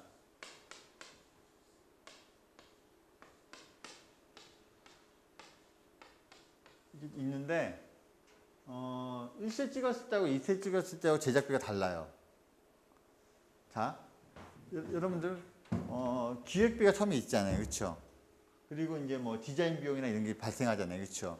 근데 2세 찍을 때는 이미 1세 때 기획비하고 디자인 비용이랑 다 지불한 비용이잖아요. 그렇죠? 그렇죠? 그러니까 그 기획비하고 디자인 비용 1번, 2번은 비용이 안 들겠지. 여기는 이미 들었고요. 1, 2, 3, 4가 다 들어간 거고 얘는 1번하고 2번은 안 들어갈 거 아니에요. 그렇죠? 이미 들어갔으니까. 근데 어차피 인쇄하고 제본을 해야 되니까 3, 4는 들어갈 테고. 그렇죠? 그러면 아까 얘기했던 것처럼 만약에 1세 때 10,000원짜리 책에 만약에 정가 대비 40%라고 그러니까 4,000원 정도 비용이 들었다 치면 단순 수학적인 논리로 하면 얘는 2,000원밖에 들지 않겠죠. 2세 찍었을 때는. 그 얘기는 바꿔 얘기하면 뭐야? 1세 때는 1세 때보다 2세 때 2,000원이라고 하는 비용을 더 20% 정도 이득을 출판사가 얻을 수 있다는 얘기예요. 그 바꿔 얘기는 뭐냐면 출판사에서 책은 초판 찍은 거는 이득이 안 남아. 2세 찍을 때부터는 이익이 남는 거예요. 2세, 3세 찍을 때부터 그때부터 수익이 많이 발생해요. 퍼센트를 더 많이 가져가잖아요. 출판사는. 제작 단가가 떨어지니까. 그렇죠? 단순 계산에 그렇잖아요. 만약에 아까 얘기했던 것처럼 제작 단가에서 4,000원 초판 때 한번 볼까요? 아까 교보문고에 70% 주니까 교보문고에 30% 떼어주고요. 제작 단가에서 40% 가져 나가고 저자 인세 10% 주고 그러면 20% 남잖아요. 그렇죠? 20% 갖고서 뭐 하려고 그러면 빠듯하잖아. 그렇죠? 똑같은 조건에서 2세 찍었을 때는 40% 남는단 말이에요. 출판사에서. 괜찮죠? 이 정도면 수익이. 그렇죠? 뭐 월급 주고 관리하고 다 할 수 있을 거 아니에요. 그렇죠? 영업비 주고 마케팅 다 할 수 있다고. 20하고 40하고는 엄청난 차이니까. 출판사에서는 1%, 2% 갖고 싸워요. 사실은 20%면 어마어마한 거지. 그렇죠? 1, 2% 갖고 싸우는데. 그럼에도 불구하고 코스트 플러스 방식에는 굉장히 문제점이 있는데 이거 패스합니다. 이거 너무 복잡해. 이거 여러분 지금 얼굴 표정을 보니까 아이씨 이거 왜 나한테 얘기하지? 이런 얼굴 표정이야. 우리끼리 얘기하고 마켓플레이스 방식은 자기계발서랑 실용서 이런 데 많이 들어가요. 아동서 이런 데. 그렇죠? 왜? 많이 팔아야 되니까. 그렇죠? 자기계발서 많이 나가잖아요. 그렇죠? 100만 권 나가고 막 그런 사이즈들이잖아요. 그렇죠? 문학 이런 것들. 가격이 낮춰졌어요. 이 같은 문학책이면 이거 지금 얼마 팔 거냐면 15,000원에 팔아요. 10,000원 정도 가격이 다운된단 말이에요. 문학은 훨씬 많이 파니까. 입문서는 이거 20세기 매체 철학 읽을 사람이 몇 명이나 되겠어. 그렇죠? 전 이거 안 볼 것 같아. 근데 전공이니까 보는 거 아니에요. 전공이 뭐예요, 근데? 그러니까 뭐 잘했어. 예술 철학이 매체 철학을 하네, 그렇죠? 아무튼 뭐 교재를 지금 공부하고 있는 거 아니에요, 그렇죠? 그러니까 이런 경우는 이제 한정되어 있는 독자층에다 타겟층에 가격이 올라간 거고요. 아까 같이 마켓플레이스 같이 시장을 넓게 보고서 만약 한다면 가격이 낮아지겠죠? 마켓플레이스에서도 가격이 높아질 수 있는 건 같은 개념이야. 그러니까 마켓플레이스라고 해가지고 가격을 무조건 낮추는 거에만 초점이 맞춰져 있는 건 아니에요. 그건 장점을 얘기하는 거고, 마켓플레이스 방식에서 만약에 얘 뭐 기껏 팔아야 500부밖에 못 팔겠다 생각하잖아요. 그럼 어떻게 됐어요? 얘네 입장에서는 500부를 팔아야 되는데 수익을 올려야 되니까 가격을 왕창 올리겠죠. 근데 1,000원, 2,000원 올린 거는 티도 안 나. 한 10,000원쯤 올려야 돼요. 얘 한 10,000원 올린 거예요, 그냥. 얘 보니까 10,000원까지는 아니고 한 5,000원 올린 것 같아. 한 1, 2,000원 올린 거는 티도 안 나. 한 5,000원쯤 올려줘야 돼요. 그래야 500부 찍은 거에서 티가 좀 나는 거지. 아니면 1,000부 찍었으면은 한 3,000원 정도 가격이 떨어질 수 있어요. 2, 3,000원. 2,000부 찍잖아요. 뭐 5,000원 뚝 떨어질 수 있고. 근데 2,000부 찍어봐야 2,000부가 안 팔리니까 500부가 안 팔리니까 1,500부가 창고에 그득 쌓여 있어야 될 거 아니에요. 그런 짓을 안 할 거 아니야. 그렇죠? 그러니까 발행 부수를 줄이고 가격을 왕창 올린 거예요. 다 마켓플레이스 방식에 의한 겁니다. 그렇죠?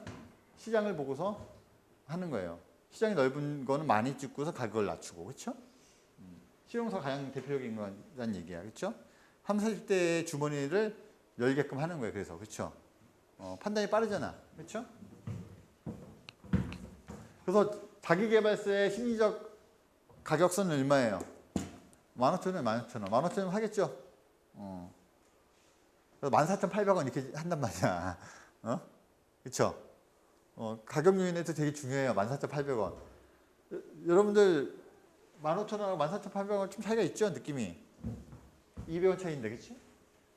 여러분들 그 애플 스토어에 가면은 전부 다 0.99달러예요. 부터 시작해요. 가격을. 보셨어? 1.99. 이거 우리 전자책 만들 때 있잖아요. 애플은 이게 그냥 그 책정가가 정해져 있어요. 그래서 출판사가 가격 정할 때 이걸 그냥 선택해야 되는 거예요. 출판사 마음대로 10,000원, 20,000원 이렇게 못해. 이렇게 그냥 정해져 있어요. 그냥 2.99. 왜 그렇게 했겠어? 조금만 싸게 보이게 하려고 있잖아요. 999999 이렇게 놨어 다. 1달러네 1달러 안 낸 것처럼 0.99. 이렇게 아예 그냥 도식화 해놨어요. 아예 애플은. 가격 정책 중요하다는 얘기야, 그렇죠? 별거 아니지만 중요해요. 근데 그 조건이 똑같아야 돼. 가격은 11,000원이야. 그리고 판형은 신국판이고 인쇄 2도짜리고 쪽수 250페이지고 무선이에요. 그러니까 이게 뭔 얘기냐면은 조건이 똑같아야 될 거 아니에요, 그렇죠? 조건을 똑같이 맞추는 거예요. 얘가 가격이 11,000원이라 하고 얘 신국판이거든요. 얘는 단도지면 2도라 생각하고 쪽수 250페이지, 얘는 350페이지면 250페이지고 무선일 경우에는 한 11,000원 정도 매기면 좋다 이거예요. 몇 부 찍었을 때? 3,000부 찍었을 때. 그러면 이득이 이만큼 남아. 어? 여기 보시면은 서점하고 인쇄, 영업비, 관리비, 세금 뭐 이거 다 해서 보니까 9.7% 이익이 남는 거예요. 3,000부 찍었을 때 11,000원 해도 남는다는 얘기지. 이득이, 그쵸? 근데 2,000부를 찍으면 이득이 한 반 이상 줄었어요. 그쵸? 이윤도 퍼센트가 4.9%로 떨어졌어요. 근데 1,000부 찍으면 마이너스가 돼요. 뚝 떨어집니다. 이 책은 1,000부 찍으면 안 돼. 11,000원, 그거 11,000원 매기고 싶으면요. 1,000부 찍으면, 그러니까 1,000부 찍고 2,000부 찍고 3,000부 찍은 거에 따라서 이윤의 퍼센트가 완전히 달라지죠. 그래서 출판사에서는 많이 찍을수록 좋아요, 사실은. 이익이 많이 남아. 근데 안 팔렸을 때 창고에 재고를 쌓아놔야 되니까 부담이 되겠죠. 그게 문제인 거예요. 재고의 부담. 출판사의 악의 축이 뭐냐면요. 재고 부담하고요. 반품률이에요. 서점에다 쫙 풀었어. 팔려야 되잖아요. 안 팔리잖아요. 한 달 있으면 그게 전부 다 딱 쓰나미처럼 되돌아와요. 미치는 거야. 그래서 망하는 거예요. 베스트셀러 낸 출판사의 절반이 왜 망하냐면은 되돌아오는 그 부메랑처럼 되돌아오는 쓰나미처럼 되돌아오는 반폼에 치여서 죽어요. 나갈 때는 미문듯이 나가는데 소비자들이 어느 순간에 딱 간사하거든. 그때 전부 다 반품 도는데 그걸 치여서 죽는 거예요. 재고. S24나 알라딘 같은 건 인터넷 서점이니까 주문 받은 거 그냥 해가지고 파니까 재고에 위험이 없지만 교보문고나 이런 데 물류센터가 있잖아요. 크게 지방에 물류센터가 많거든요. 왜? 책을 쌓아놓고 팔거든. 그렇죠? 쌓아놓고 팔기 때문에 재고에 위험이 있는 거예요. 출판사도 책을 쌓아놓고 있잖아요. 그렇죠? 그 책이 안 팔리면 재고의 위험 때문에 거기에 맞아 죽어요. 그래서 재고 그리고 반품률 굉장히 중요하거든. 그러니까 무조건 많이 찍을 수도 없는 거야. 그렇죠? 판매 예측이라고 하는 게 굉장히 중요한 겁니다. 그렇죠? 마케터의 가장 중요한 거는 초판을 몇 부 찍을 것인가가 제일 중요한 거예요. 아까 우리 뭐 기획안 짰잖아요. 그 기획안 왜 짜? 많이 팔기 위해서 짰는데 초판을 얼마 찍는가 그게 중요하다는 얘기예요. 아까 걔 만질 찍겠다고 했잖아요. 악마는 프라다를 입겠다. 그렇죠? 만질 찍었는데 만약에 2,000부밖에 안 찍었어. 8,000부 어떻게 할 거냐고. 사표 쓰고 나가야 돼. 목숨 걸고 팔아야 되는 거예요. 그냥. 그렇죠? 목숨 걸고 팔아야 돼. 자, 가격이 이제 변이야 이제. 여러분. 이 책을 이제 1,000부만 찍었어 이제. 그렇죠? 아까 1,000부 찍었을 때 마이너스 났던 거 봤죠? 마이너스 났어 아까. 그렇죠? 0.97% 마이너스 난 거 봤어요. 그렇죠? 그러면 이제 가격을 올리면은 이제 그 손해가 이제 좀 떨어질 거 아니에요. 그렇죠? 11,000원인가 13,000원 올려봤어. 어떻게 돼요? 조금 손해가 좀 축소됐어요. 그렇죠? 그래서 이제 가격을 한 4,000원 올렸어. 그렇죠? 그러니까 이윤이 0.9% 올라갔어요. 그렇죠? 그럼 얘는 만약에 1,000부 찍었다고 한다면 가격은 한 17,000원 정도는 매겨야 이득이 나는 거예요. 0.9%는 이득이 아니잖아. 그렇죠? 이건 PP에 맞춘 거예요. 거의. 그렇죠? 그러니까 이 책을 1,000부 찍었을 때 이 조건에 있는 책을 1,000부 찍었을 때는 15,000원 정도 매겨야 초판 찍었을 때 PP가 맞는다는 얘기예요. 그렇죠? 근데 이익을 남기고 싶으면 좀 더 올려야겠죠? 아까 제가 한 5,000원 올려야 된다고 그랬잖아요. 그렇죠? 16,000원부터 시작해야 이익이 생기는 거예요. 실질적인 이익은. 15,000원 PP고요. PP가 이제 손익분기점. PP라고 하잖아요. 손익분기점에 맞추는 건 15,000원이니까 4,000원 올렸을 때는 PP에 맞추는 거고 5,000원 올렸을 때부터 이익을 올리는 건데 아까 얘기했잖아요. 심리적인 저항선이 있다니까. 그렇죠? 아까 심리적 저항선이라고 하는 게 15,000원이었는데 15,000원을 넘겨야 된다고. 그렇죠? 그러면 어떻게 해야 돼? 출판사 입장에서. 제작 부수를 약간 좀 더 올리든지 그렇죠? 가격을 막 올리든지 이거 갖고서 이제 줄다리기를 해야겠죠? 가격을 만드는 요인 중에 가장 중요한 거에서 판매 부수, 발행 부수, 가격 이 두 개가 가장 중요한 축인 거예요. 우리 스크린 쿼터제가 있죠? 스크린 쿼터제가 있어, 그렇죠? 지금 이제 사실상 폐지가 됐어요, 그렇죠? 있긴 있어, 그렇죠? 우리 스크린 쿼터제 왜 했죠? 출판을 보호하기 위해서 한 거예요. 아니, 영화를 보호하기 위해서 한 거예요, 그렇죠? 그래서 1년 중에서 상영 날짜 뭐 200일이면 200일을 보장해달라 뭐 이거잖아요. 지금 73일인가 76일인가 이렇게 축소됐는데 한국 영화가 하도 많이 나오니까 이거 무의미 됐어요. 그냥 다 걸게 되니까. 그렇죠? 그래서 지금은 국산 영화하고 해외 영화하고 지금 빅딜이죠. 영화 산업을 약간 만약에 본다면 국산 영화하고 해외 영화라 하면 무슨 영화를 얘기하는 거죠? 할리우드 영화를 얘기하는 거죠? 일본 영화 우리 봅니까? 전 본 적이 없어요. 중국 영화 가끔 보는 것 같아요. 일본 영화보다는 좀 빈도수가 높은데 얘도 본 적이 없어 거의. 여러분 인도 영화 봅니까? 인도 영화 대국이잖아. 전 세계에서 영화 제일 많이 만들어내는 나라는 인도거든요. 본 적 없어요. 그렇죠? 그럼 이 세 개 다 합하면은 본 적이 있어요? 그래도 미비해, 그렇죠? 그리고 이제 프랑스, 유럽 영화 가끔 나와요, 그렇죠? 미비하잖아, 그렇죠? 이런 얘기 괜히 왜 해 이거? 필요 없는 얘기예요, 그렇죠? 우리나라는 뭐예요?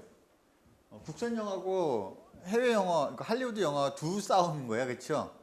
그 중에서 국산 영화가 갖고 있는 퍼센트가 한 55%고요. 얘가 갖고 있는 퍼센트가 40% 정도 된대요.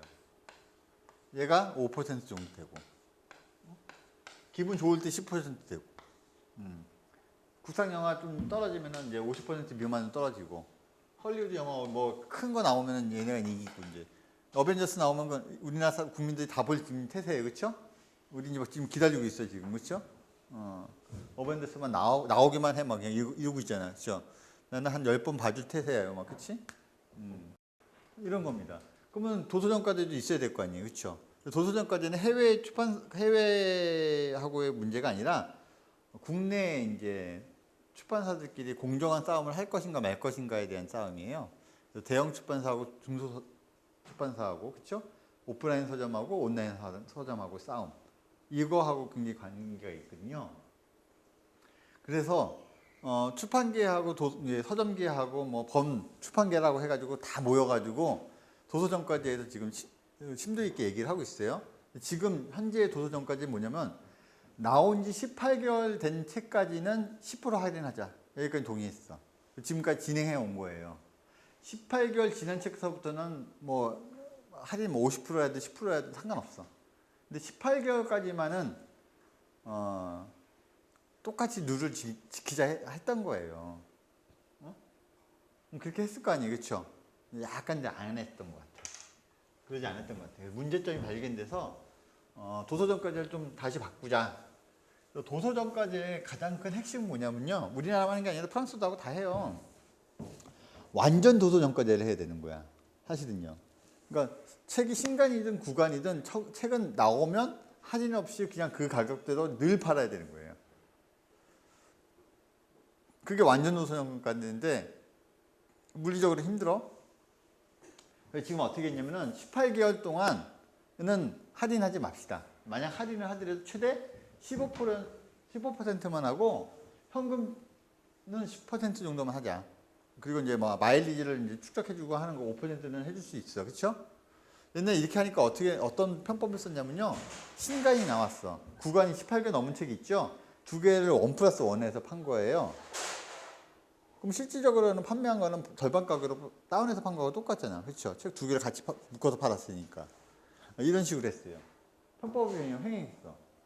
도서정가제를 하는 가장 중요한 목적은 뭐냐면 중소서점을 보호하기 위한 거예요. 공정한 룰에서 싸워야 되잖아, 그렇죠? 대형 출판사하고 대형 서점하고 중소서점하고 인터넷 서점하고 오프라인 서점이 동등한 조건에서 싸워야 될 거 아니에요, 그렇죠? 그렇지 않았다는 얘기예요. 아까 얘기했던 것처럼 공급률이 다르잖아. 일단 공급률도 다르고 다 싸우는 자체가 틀린데 이렇게 되면 어떻게 돼요? 중소서점만 계속 죽는 거예요. 그리고 실제 현실화 됐죠? 우리가 알고 있는 중소서점들은 굉장히 많이 문 닫았어. 특히 지방에 있는 서점들 문 닫았고요. 여러분 동네에 있는 서점들 문 많이 닫았죠? 많이 닫았어. 이게 가치적으로 좀 일어나고 있는 현상이에요. 죽겠다고 하니까 이거 지금 도서정가제 지금 만들어서 지금 보호하려고 하는 거예요. 가장 큰 문제점 중에 하나는 인터넷 서점입니다. 아주 공격적인 마케팅해요. 아까 아마존 같은 경우가 인터넷 서점하고 똑같잖아요, 그렇죠? 걔네 1%만 남고 박리담회 하니까 어떻게 돼요? 이길 수가 없어요. 아마존 우리 들어오잖아요, 그렇죠? 지금 들어오기 초입기에 있거든요, 지금.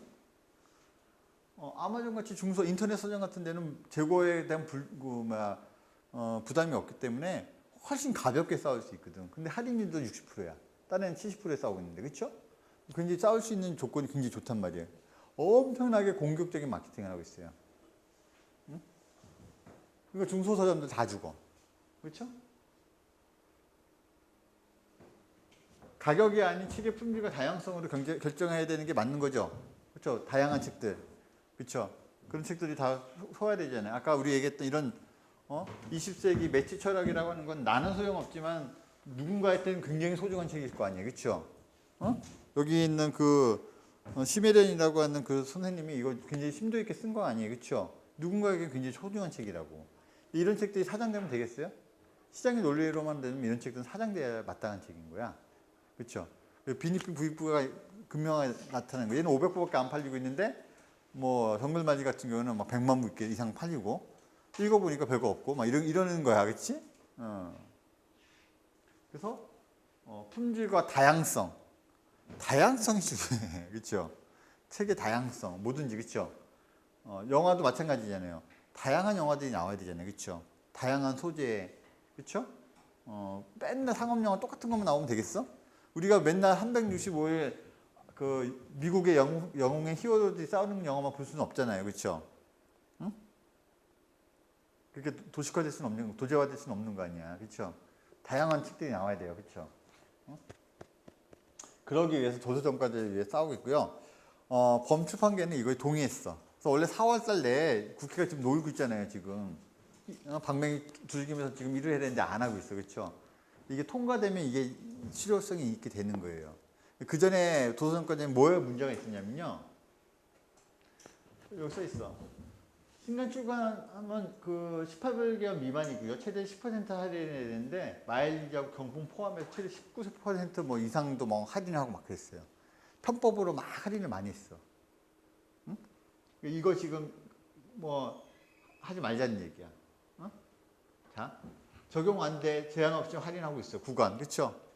아까 얘기했잖아요. 18개월 넘어가잖아요. 그때부터는 그냥 프리야. 자유가 그냥 뭐 어떤 걸 해도 상관없어요. 공짜로 줘도 돼. 어? 제한 없어요. 할인 적용이. 이런 거 막자는 얘기야. 실용서하고 초등학습서 있잖아요. 제한 없이 할인하고 있고요.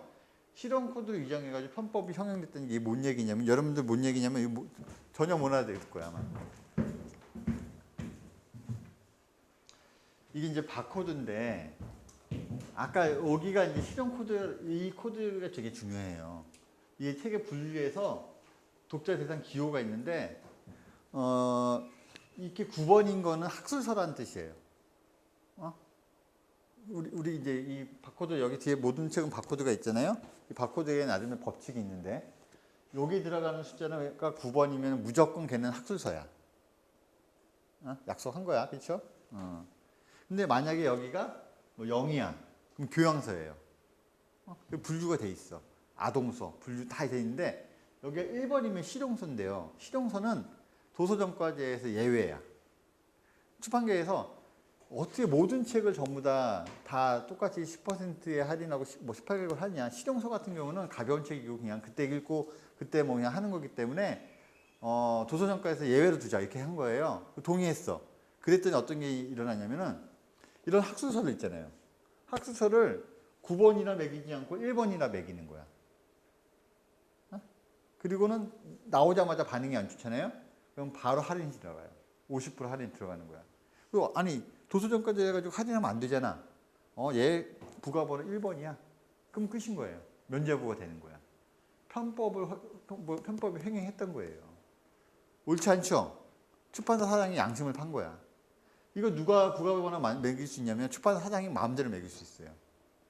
출판사 사장이 법을 피해가지고 양심을 팔고 내 책만 많이 팔면 돼 이런 거죠.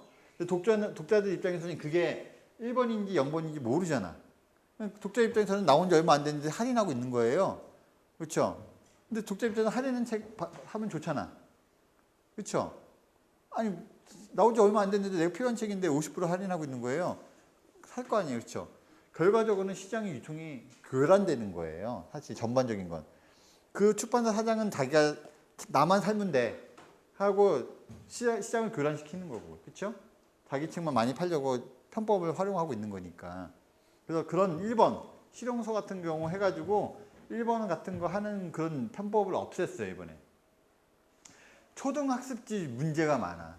여러분들 교과서 쓰면은 학습지 덩달아 가는 거 아시죠? 덤핑의 그 원주는 초등학습지예요. 학습지든 덤핑을 뭐 그냥 관리화되어 돼 있어. 굉장히 문제가 심각하거든요. 그렇게 해주면 안 돼. 왜 예외야? 예외는 없는 거예요, 그렇죠? 다 똑같아야 되는 거지. 그래서 여기 보면은 초등학습지 제한 없이 할인하는 거예요. 하고 있고요. 실용 코드로 위장해가지고 편법이 성행했던 거예요.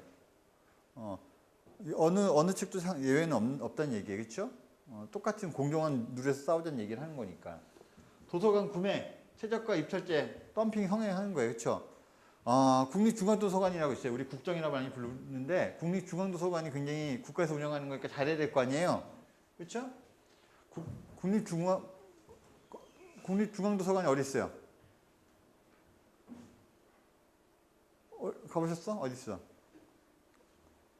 어디 있어? 국립중앙도서관.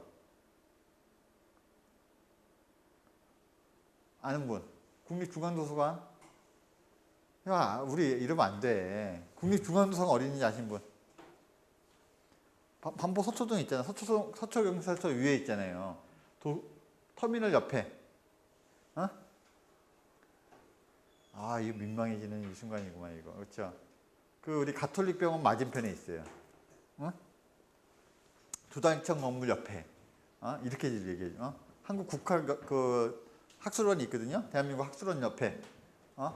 거기 뭐가 있냐면 국립중앙도서관이 있어요. 디지털 도서관이라 가지고 엄청난 비용을 들여 가지고 만들어 놨어. 우리나라 양대 도서관이 어디 있어요? 뭐예요? 우리나라 양대 도서관. 대표적인 도서관 2개. 국가에서 운영하는 것 중에서 책이 가장 많은 걸 얘기하겠지? 어디예요? 괜찮아. 시청에 있는 거 서울도서관 굉장히 커요. 그거 잘 만들어놨지. 근데 걔는 아니야. 세종시 국회도서관이에요. 세종시에도 도서관 되게 크게 지어놨어요. 책이 아직은 없어. 그런 건 많이 졌어요. 우리 그 좋은 돈 많이 투자해가지고요. 기업들도 도서관 같은 거 있잖아요. 미니 도서관부터 큰 도서관까지 해가지고 굉장히 도서관에다 돈을 많이 투자해가지고 한 건 사실이에요. 그렇죠? 양대축은 국립중앙도서관 그리고 국회도서관. 그렇죠? 여러분들 공부를 많이 하고 싶어가지고 연구 많이 하고 싶으면 국회도서관에서 논문 같은 거 보거나 이렇게 하면 돼요. 지금 전산화돼가지고 그냥 컴퓨터로 다 볼 수 있지만 옛날에 그렇게 안 했어. 국립중앙도서관에는 신간이 나오잖아요. 모든 출판사가 책이 이렇게 나오면 2권을 의무적으로 보내야 돼요. 그래야 이 책이 세상에 나왔는지 ISBN 넘버 매긴 거 있잖아요. 이거에 대한 검증을 해줘요. 얘네가. 인증을 해줘. 인증 발행도 해주고요. 그리고 공식적인 채널은 책이 나와서 국립중앙도서관에 2부를 납본을 해야 돼요. 납본이라고 합니다. 근데 납본을 하면 50% 가격밖에 안 줘요. 이게 문제인 거야. 도서정가제 있다며. 그쵸? 신간을 납본했잖아요. 그쵸? 그러면은 아까 할인은 10%밖에 안 되니까 어떻게 돼요? 90%의 가격을 줘야 될 거 아니에요. 그쵸? 만약에 10,000원짜리 책 2권 줬으면 18,000원 돌려야 될 거 아니에요. 근데 얘는 10,000원밖에 안 줘. 도서관법에 의해서 그렇게 한대요. 그러니까 이거는 예외 조항이잖아요. 그쵸? 안 된다는 얘기야. 국가부터 똑바로 해야 돼요. 사실. 또 입찰제도 최저 입찰제 해가지고 50% 미만으로 책을 받아요. 책을 덤핑으로 받아. 권당 가격이 아니라 그냥 통째로 그냥 덤핑해가지고 책을 받아서 채워놓는단 말이야. 이게 무슨 문제가 있는 거예요? 사서가 왜 있지? 사서가 좋은 책을 도서관에다 비치시키려고 있는 거잖아요. 그렇죠? 도서관마다 그 지역마다 읽어야 할 책들이 좋아하는 그 책들이 정해져 있다고요. 대한민국의 모든 도서관이 다 똑같은 책을 놓을 필요가 없어요. 어린이가 많은 곳은 어린이 책이 더 많아야 되고, 그렇죠? 지역적 특색이 분명히 있을 거라고.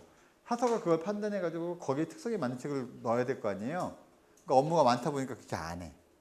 그래서 가격이 낮은 책, 어떻게 보면은 퀄리티가 떨어지는 책들도 많이 들어갈 수 있는 폐해가 생길 수도 있는 거예요. 생긴다는 게 아니라 생길 수도 있어. 이런 것들은 막아야겠죠. 그래서 개정해가지고 이런 거 다 없고 이렇게 하면 안 되고, 개정해서 마일리지와 경품 포함해서 최대 그냥 15%를 할인을 하고, 이 15%도 현금은 10%까지만 할 수 있다라고 결정을 한 거예요. 범출판계가 다 동의한 거야. 응? 근데 이거는 완전 도서정가제로 가기 위한 한 단계 이제 진보지. 사실은 완성이 아니라. 응? 이게 도서정가제입니다. 응? 도서정가제 해야 돼요.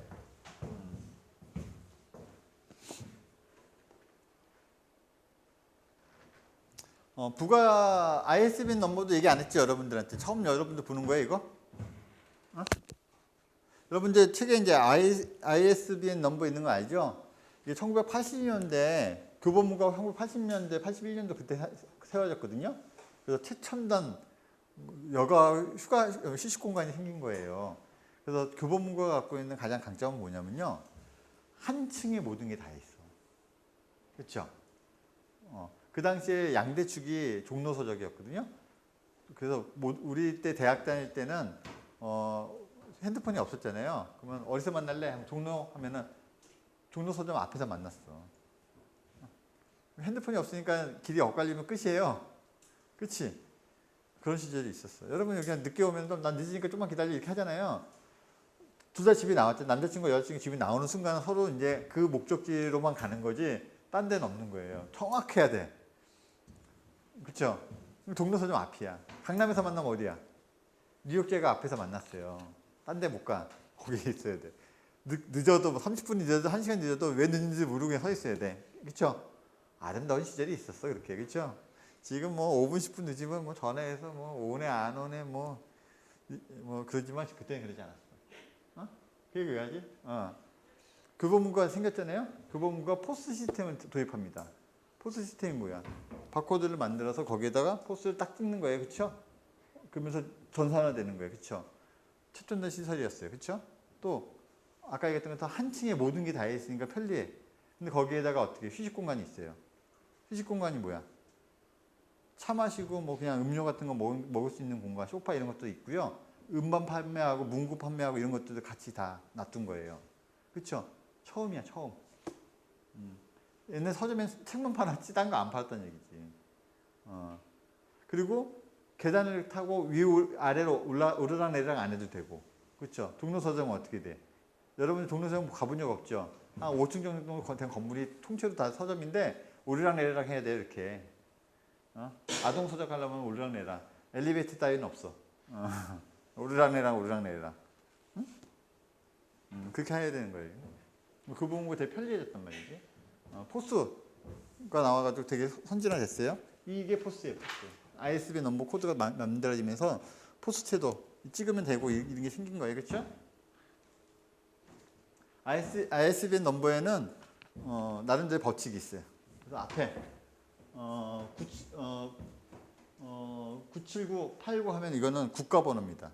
우리나라에서 나오는 모든 그 책은 97989라는 넘버가 붙어 있어요. 모든 책은 국가번호니까. 그 다음에 이제 86525 이거는 출판사 고유 번호예요. 출판사가 우리나라에 한 4만 개 되거든요. 4만 개 넘는데 4만 개마다 이런 고유 번호가 있어. 그렇죠? 그래서 딱 보시면 여러분들이 여기 97889 하면 그건 국가번호고 그 다음 번호가 출판사 번호고요. 그 다음 번호가 발행 부수예요. 발행 부수 순서예요. 여기 보면 98까지 돼 있죠? 여기 자리수가 2개 자리수가 있고 3개 자리수가 있어. 여기가. 이게 발행할 수 있는 부수를 의미하는 거예요. 2자리면은 0부터 시작해가지고 99까지거든요. 그러니까 100종을 낼 수 있는 거야. 100종을 낼 수 있는 발행 부수를 주는 거예요. 근데 요즘에는 100짜리만 줘요. 다. 왜냐면 출판사가 금방 10건도 못 내고 다 문 닫거든. 그러니까 부수를 많이 주지 않아요. 근데 이제 큰 출판사들은 자릿수를 3개 받아. 천종 만들잖아요. 천종도 금방 차거든요. 천종 다 채우면은 ISBN 넘버를 따로 받아야 돼. 다시 재발급 받아야 돼. 되게 귀찮죠. 국립중앙도서관이 이걸 관리하고 있어요. 이걸 갖고 출판사를 관리 감독하는 거예요. 사실은 ISBN 갖고서 100개, 1000개 그 심사해가지고 100개 다 만들었는지 안 만들었는지 하고 아까 납본해야 된다 그랬잖아요. 납품 필증이 다 있어야 돼. 등록돼야 돼. 0부터 99까지 전부 다 이렇게 책 나온 게 있잖아요. 필증이 다 돼 있어야 새로 이제 넘버를 책을 내준다는 얘기지. 납본을 안 할 수가 없죠. 납본을 해야지 책을 100권 다 만들었으면 101권부터는 새로 또 여기 있는 발행자 번호를 받고 다시 해야 되는 거예요. 그러니까 여러분이 이게 순서를 보고 만약에 이게 98번이잖아요. 그러면 그 출판사에 이 책이 99번째로 나온 책이라고 생각하시면 돼. 만약에 40번이라고 하면 0부터 시작하니까 41번째 책이라고 생각하시면 되고. 그 출판사가 얼마큼 책을 많이 냈는지 안 냈는지는 우리 같은 경우는 이것만 봐도 알겠죠? 최근에 나온 책인데 뭐 03이야. 그러면 신생 출판사인 거예요. 책이 얼마 안 된 거야. 근데 자리수가 3개야. 그러면 관록이 큰 출판사라는 걸 의미하는 거예요. 그렇죠? 그리고 이제 여기 이제 4 같은 경우는 체크번호라고 해가지고 자동으로 그냥 부과되는 번호고 아까 이거 같은 경우는 분류에 따라서 그렇죠? 교양서는 0, 실용서는 1, 학술서는 9번 뭐 이런 식으로 정해져 있는 거고요. 발행 형태에 따라서 이것도 바뀌고 내용 분류에 따라서 이 내용이 바뀌어요. 내용 분류라고 하는 거는 뭐 예를 들면 뭐 사회과학, 뭐 총서 이런 거 이렇게 있을 거 아니에요? 뭐 인문학 이렇게 다 있을 거 아니에요? 과학기술 분류 체계가 이렇게 다 나눠져 있는 겁니다. 띡 찍으면 그래서 되는 거예요, 그렇죠? 다 분류가 되는 거예요. 그래서 ISBN 넘버가 굉장히 중요하고요. 우리나라 같은 건 출판사를 등록할 때 신고제예요, 허가제예요? 신고제하고 허가제의 차이가 뭐죠? 허가는 국가가 허락해줘야 돼요. 심사해가지고 그렇죠? 신고제 우리 중국하고 비교할 겁니다. 이제 중국, 한국 우리나라가 자유민주주의 국가라는 거는 중국하고 비교하면 바로 나올 수 있어요. 응? 여기 사회주의국가죠? 우리는 자유민주주의 국가잖아요. 그렇죠? 뭐에서 차이가 나냐면요. 언론을 통제하느냐 안 하느냐의 차이인데 우리나라도 아름다운 나라는 아니야 지금 그렇죠? 보수 정권 들어오면서 그 전 정권 지금 뭐 미친 듯이 지금 언론 통제하고 있잖아요, 그렇죠? 우리나라도 되게 문제가 심각한데 중국에 비해서는 아름다운 나라는 이게 그렇죠? 항상 상대적인 거니까. 얘는 언론 통제 감리 감독 엄청나게 해요. 얘는 일단 출판사는 얘는 허가제입니다. 엄청나게 허가를 깐깐하게 해요. 우린 신고제야. 신고제라 하면 뭐냐면요. 그냥 내가 여러분이 그냥 여러분 살고 있는 구청이 있죠? 아니면 그 사무실을 내고 싶은 구청에 가. 그래서 내가 제목을 줬어. 그리고 이제 주민등록증 갖고 가가지고 우리 출판사 차이나우스로 내고 싶은데 내도 돼요? 넌 돼. 서류 쓰세요. 써. 그렇죠? 1층에 내려가서 인지를 붙여가지고 서류를 붙여오래. 그리고 인지를 붙이잖아요. 그러면 일주일 안에 그거를 등록 허가증을 줘요. 그럼 허가증을 주고 세금을 내야 되잖아요. 그렇죠? 그럼 국세청에 가. 그 관할 국세청에 가가지고 신고를 하면 또 일주일 안에 그거를 허가증이 나와요. 세금 열심히 내. 이거 그걸 허가증을 준단 말이야. 그러면 사업자 등록증이 나오는 거예요. 구청에서는 허가증을 내주고요. 그 허가증을 가서 그 국세청에 가면은 사업자 등록증을 줘요. 그래서 그때부터는 세금도 내고 그 합법적으로 사업을 할 수 있는 거예요. 그렇죠? 근데 출판은 우리나라 출판은 뭐냐면 면세야. 면세는 뭐야? 부가가치세를 안 내요. 우리는 모든 상품에 부가가치세가 10% 포함되어 있죠. 물건을 살 때 이미 10%의 부가가치세가 포함되어 있는데 출판은 면세야. 그러니까 어떤 거 두 가지의 혜택이 큰 게 있는 거죠. 하나는 간소화해가지고 신고제고 하나는 면세예요. 그렇죠? 출판이 갖고 있는 특혜예요. 출판업이 갖고 있는 우리나라 한국의 출판업이 갖고 있는 특혜란 얘기지. 왜? 준공공재로 보는 거예요. 출판을. 그래서 이런 이제 특혜를 준 거고 중국은 허가제인데 엄청나게 깐깐한 허가제고요. 중국에서는 국무원이라고 있어. 지금 누가 지금 대장이죠? 중국에서? 누가 우리나라 대통령을 거기는 서계라고 하잖아요. 그렇죠? 시진핑이죠. 그 전에 후진타오였고. 그렇죠? 걔가 국가 전반적인 걸 다 커버하는데 걔네는 9명이서 각각의 분야가 다 있어요. 경제, 국방 다 나눠져 있어요. 그래서 집단 지도체제잖아요. 그렇죠? 그중에 대장이 시진핑이에요. 그렇죠? 시진핑은 외교하고 국방을 책임지는 거고요. 국무원사나 총리가 내치를 하는 거예요. 정확하게 구분되어 있어. 지진 나고 하면은 옛날에도 보면은 총리가 막 뛰어다니잖아요. 시진핑은 해외에 순방 돌고 있고, 그렇죠? 나라가 크니까 이렇게 나눠져서 정확하게 해요. 우리나라 같은 경우는 대통령이 지멋대로 하잖아요. 그렇게 얘기하면 안 되겠네. 자기가 통치하고 싶은 대로 아름답게 통치하잖아요. 총리는 그냥 그림자일 뿐이고, 그렇죠? 근데 중국은 그렇지는 않아. 그래서 니커창이 총리 역할을 하고 그게 국무원인 거고요. 국무원 산하에 직속으로 해서 신문출판광총국이라는 게 있어. 거기에서 출판을 관리 감독해요. 응? 얘네가 허가제도 굉장히 깐깐하게 할 뿐만 아니라 아까 봤던 ISBN 넘버를 정확하게 그 규제를 해요. ISBN 넘버가 없으면 책을 못 내거든. 그러니까 어느 출판사에다가 ISBN 넘버를 100개 줄지 200개 줄지 300개 줄지 정해줘요. 그게 권한이야. 그래서 A라고 하는 출판사에다가 넌 100개, 우리 좀 더 필요한데요? 뇌물 주고 뭐 이렇게 해야 돼. 아니면 실적이 좋거나. 근데 이런 경우 있잖아요. 베이징에 있는 출판사는 책을 많이 내니까 ISBN이 모자라요. 근데 저기 지방에 있는 출판사 같은 경우는 ISBN이 좀 남을 수 있죠? 사고 팔고 해. ISBN 하나 사고 팔고 하는데 금액은 500만 원 정도 해요. 출판사 내가 중국에서 책을 내고 싶어 해. 그럼 ISBN 넘버 하나 사가지고 책을 낼 수 있어요. 한 500만 원 주면은 책을 낼 수 있어요. 그런 것들이 횡행한다는 얘기죠. 중국은 민영 출판사가 제도가 생겼거든요.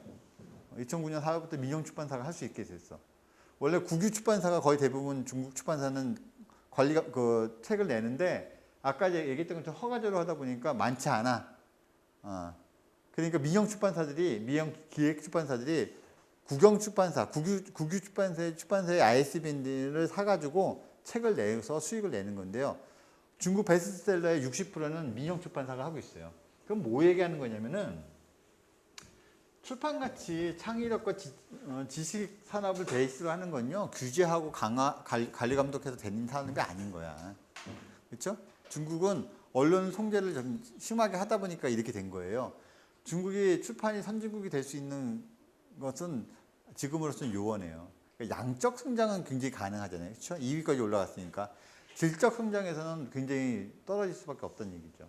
우리나라가 중국에다가 수출하는 그 1년에 수출하는 부수가 한 900부 정도 돼요. 수입은 한 350부 정도 수입을 해요, 우리가.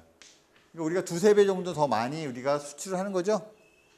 왜 우리나라가 수출을 많이 하죠? 중국에 그렇게 많은 작가들과 콘텐츠를 생산하는 그렇게 어마어마하게 하잖아요. 근데 퀄리티가 양질의 퀄리티는 아닌 것 같아요. 세련미나 이런 게 떨어져요. 우리 중국 책 관련된 거 많이 내잖아요. 사회과학이나 인문학이든 흔히 나오는 말이 있어. 관용어가 있어요. 우리는 A는 B다 이렇게 정확하게 얘기해 주는 게 좋거든. 근데 미국 책이나 일본 책은 그렇게 돼 있어요. 간추려져서 딱 다이제스트 같이 필요한 얘기만 딱 슬림하게 있단 말이야. 미국 책, 일본 책은 두꺼운 책도 많지만 200페이지 뭐 남짓 정도 되는 그냥 실용서적이 되게 많아요. 가볍게 읽고 그냥 그 내용에 대해 딱 숙지하고 이런 책들이 많거든. 이렇게 군더더기가 없어. 근데 중국 책은 A는 B다가 아니야. A는 역사가 모든 게 말해줘. 이렇게 끝내요. 뭘 말해주는 거지? 중국의 모든 역사가 말해준대. 중국의 정치는 너 역사 알지? 중국의 역사. 중국의 역사가 모든 걸 얘기해줘. 이렇게 되는 거예요.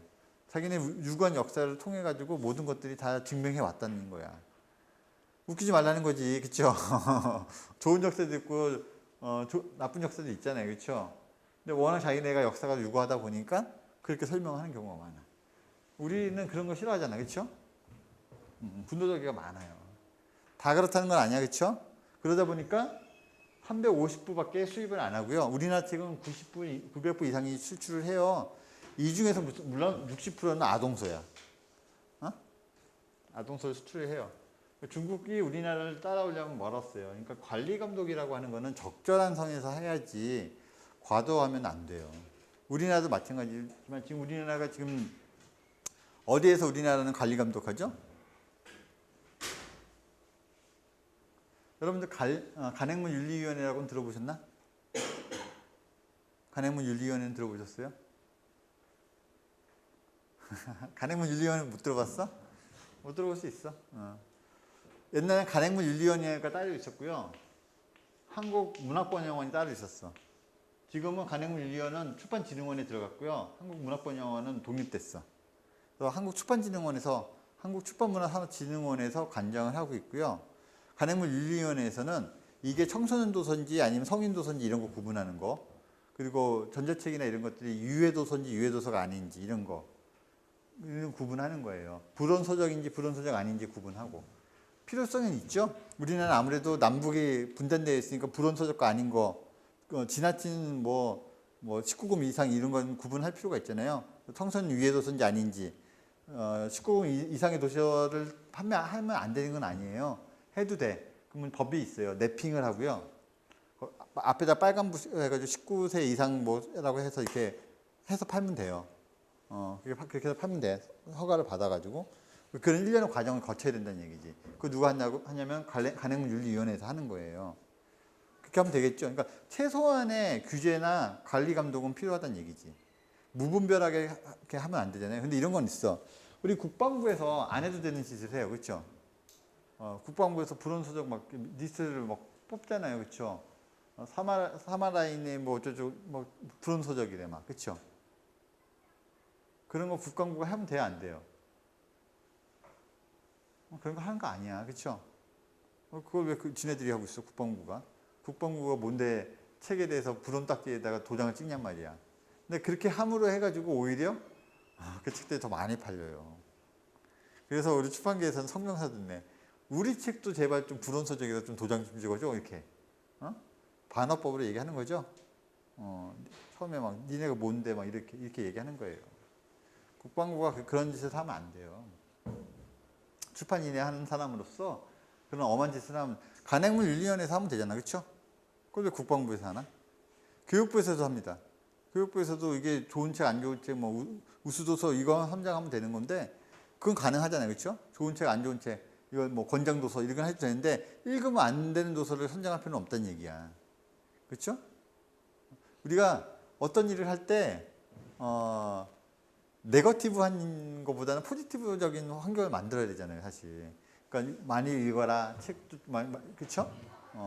그래서 책을 너무 가까이 읽으면 눈이 나빠지니까 적당한 각도에서 많이 읽어라 이렇게 하잖아요, 그렇죠? 근데 읽지 마라 하면 안 되는 거 아니에요, 그렇죠? 좋은 책들을 많이 읽게끔 해가지고 좋은 책 리스트를 만들어가지고 홍보하고 이런 책 많이 읽어라 이렇게 하는 건 좋은 거지만 나쁜 책이라고 지네들이 자의적인 잣대를 들이대가지고 읽지 말라 하면 안 된다는 얘기죠. 이거 얘기하다 그랬네. 규제, 그렇죠? 규제라고 하는 것들은 그런데 한계가 있는 거예요. 좀 더 할 겁니다. 마지막으로 이제 제작만 이제 하고 이제 끝낼 건데 이것만 한 5분 10분이면 끝나, 그렇죠? 5분 10분이면 끝납니다. 이게 이제 기본적인 이제 제작의 이제 시스템인데요. 제작도 되게 복잡해요. 제작이 만만한 분야가 아니야. 아까 얘기했던 것처럼 편집, 마케팅, 뭐 디자인 각각의 분야가 다 나름대로 분야가 굉장히 빡센데 제작도 장난 아니에요. 편집 디자인이 끝나면 필름을 출력해야 되고 현상하고 필름 교정 보고 따붙이게 해야 되고 터잡고 판 굽고 현상하고 인쇄해야 돼요. 이게 1년의 과정이에요. 여기서 비용도 다 발생하고, 그렇죠? 그래서 제작 담당자가 여기 뛰어다녀야 돼요. 거래처에 다. 필름 출력하는데 거래처고요. 필름이 나오잖아요. 그러면 라이트박스 같은 데다 이렇게 놔두고 교정자가 와가지고 그걸 교정을 또 해야 돼요. 그걸로 인쇄가 들어가거든, 최종. 근데 거기서 필름이 잘못 나오면 있잖아요. 책이 끝나는 거야. 또 잘못된 게 있는지 그 라이트박스에 놔두고 그걸 다 체크해야 됩니다. 그리고 따붙이기 이거를 이제 그 동판이나 이런 데다가 이제 붙여가지고 따붙이기를 해야 돼요. 터잡고 판굽기 다 해야 되는데 이게 1년의 과정이에요, 인쇄할 때. 그래서 여기 보면은 편집하고 필름 출력기에 한 다음에 현상하고 필름 교정, 라이트박스 교정하고 따붙여가지고 이거를 동판에다 따붙이게 하고 하리꼬미 그래가지고 인쇄에 들어갈 수 있게끔 또 동판에다 만들고 판 또 굽고 현상하고 인쇄 돌아가고 뭐 이런 1년의 과정이 있는 거예요. 이 인쇄기도 되게 커요. 여기부터 저기까지 크기 정도 돼. 그래서 이 판때기 같은 게 이제 4개가 이렇게 딱 있는데 칼라 책은 그 4개의 필름으로 해가지고 CRMK라고 해가지고 4개의 그 색깔로 해서 조합해가지고 만드는 거거든요, 칼라를. 그래서 이 4개의 판때기가 하나씩 잉크가 들어가는 거예요. 각자 다른 게. 뭐 블랙, 뭐 파란색, 빨간색 뭐 이렇게 해가지고 4가지 잉크가 돌아가면서 이게 인쇄가 되는 거거든. 단도책인 경우에는 이게 그냥 한 덩어리예요, 그냥 잉크로만 먹은 잉크로만 찍으면 되니까. 근데 칼라책 같은 경우는 좀 크지, 그죠? 인쇄비도 그래서 많이 들어가는 거예요, 어떻게 보면. 이 1년의 과정이 되게 복잡하게 있는데 지금 이렇게 안 합니다. 이렇게 안 해요. 왜 안 하겠어? 기술이 발전하고 있어, 그렇죠? 기술이 발전해서 아까 신나게 했던 것 중에서 필름이 사라졌어. 필름으로 뭐 이렇게 안 합니다. 다 디지털로 해요. 출판사에서 인디자인 아까 했나 그랬죠? 인디자인으로 만들어가지고 PDF로 돌려요. 그 PDF를 그냥 인쇄소에 보내요. 옛날에는 출력소랑 이런데 필름 만드는 데도 보내가지고 막 했었는데 그런 게 다 없어졌어. 필름 출력하는 데 다 문 닫아서요, 이제. 하리꼬미 아까 뭐 이런 거 터잡기 다 없어졌어요. 어떻게 되냐면 그냥 편집 디자인에서 그쵸? PDF를 여기서 만들어서 인쇄를 보내면 CTP 출력기가 있어요. CTP 출력기에서 출력을 그냥 바로 해. 그래서 현상을 하고 바로 인쇄가 들어갑니다. 아까 우리 여기에다가 막 줄기차게 있는데 이 안에 있던 한 80%의 공정이 그냥 싹 사라졌어요. 왜? 디지털로 가능하니까. 그쵸? 디지털로 가능하니까. 필름 이런 거 안 만들어 이제. 디지털로 데이터 주고받고 인쇄하고 찍고 다 하는 거예요. 여기 이제 아까 그 기계 똑같은 기계 있고요. 현상기 있고 이 CTP 출력기라고 하는 애가 모든 걸 다 합니다. 그래서 인쇄 비용 있잖아요. 계속 올라가는 게 아니라 다운돼요. 그래서 지금 제가 출판계 15년 동안 일하고 있는데 인쇄 가격은 올라간 적이 없어요. 올라가지 않아요. 기술이 전부 다 좋아지면서 오히려 인력들이 빠져나가면서 있잖아요. 없어지는 직종이 생기잖아요. 터잡고 했던 사람들이 직장을 잃은 거예요. 필요가 없으니까 그 공정이. 그렇죠? 젊은 친구들이 전부 다 컴퓨터 배워가지고 출력 같은 거 하고 CTP 하니까 나이 드신 분들이 전부 다 설 자리가 없으니까 전부 다 그만두게 되고 이렇게 되는 거겠죠. 그렇죠? CTP가 갖고 온 혁명입니다. 이 CTP가 좀 더 다 가서 POD라고 하는 개념도 생겼는데 POD라고 하는 건 뭐냐면은 프린트 온 디맨드라고 해가지고 뭐라 그러지? 그러니까 이렇게 편집 디자인이 이렇게 되잖아요. 그럼 인쇄기에 이렇게 들어가면은 한 권서부터 뭐 몇백 권까지는 그냥 일사천리 그냥 한 기계에서 그냥 자동으로 돼요. 책이 그냥 뚝딱 나와 그냥. 하루만이면 그냥 뚝딱 나와요. 하루가 뭐야? 반나절이면 뚝딱 책 한 권이 나와요 그냥. 디지털로 데이터가 들어가면 여기 책이 나온다는 얘기야 그냥. 우리가 복사기 같은 것도 여러분 돌리면 요즘 복사기 잘 돌아가는 거 아시죠? 양면 복사해가지고 재본해가지고 그냥 딱 책이 나와요. 그런 프린터기가 나왔어. 그러니까 얼마나 좋은 세상이에요, 그렇죠? 그래서 여러분 그냥 책 한 권도 그냥 신청하면은 당일날 그냥 책이 나올 수도 있어 사실은. 표지만 다른 데서 찍어가지고 붙이기만 하면 되거든. 그래서 기술이 굉장히 발달해가지고 소량 생산이 가능해졌어요. 한 권서부터 시작해가지고 100부, 200부 찍는 건 일도 아니기 때문에 소량 생산이 가능해졌고 대량 생산 찍는 건 옛날부터 가능했고요. 인쇄술의 기술이 굉장히 발달하고 있고요. 인쇄술의 총알은 지폐예요, 그렇죠? 우리가 지폐 기술 찍는 게 총알이기 때문에 인쇄학과에서 조폐공사에 취직하면 최고의 직종인 거죠, 그렇죠?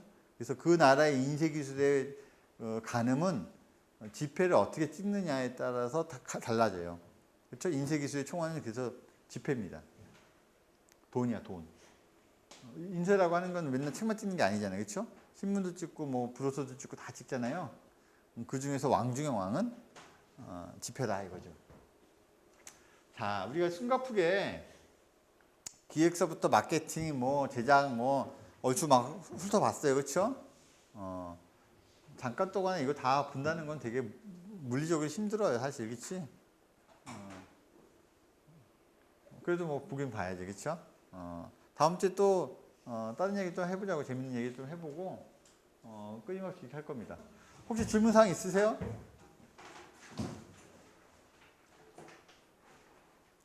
질문 없죠? 가도 됩니다. 가셔도 돼요.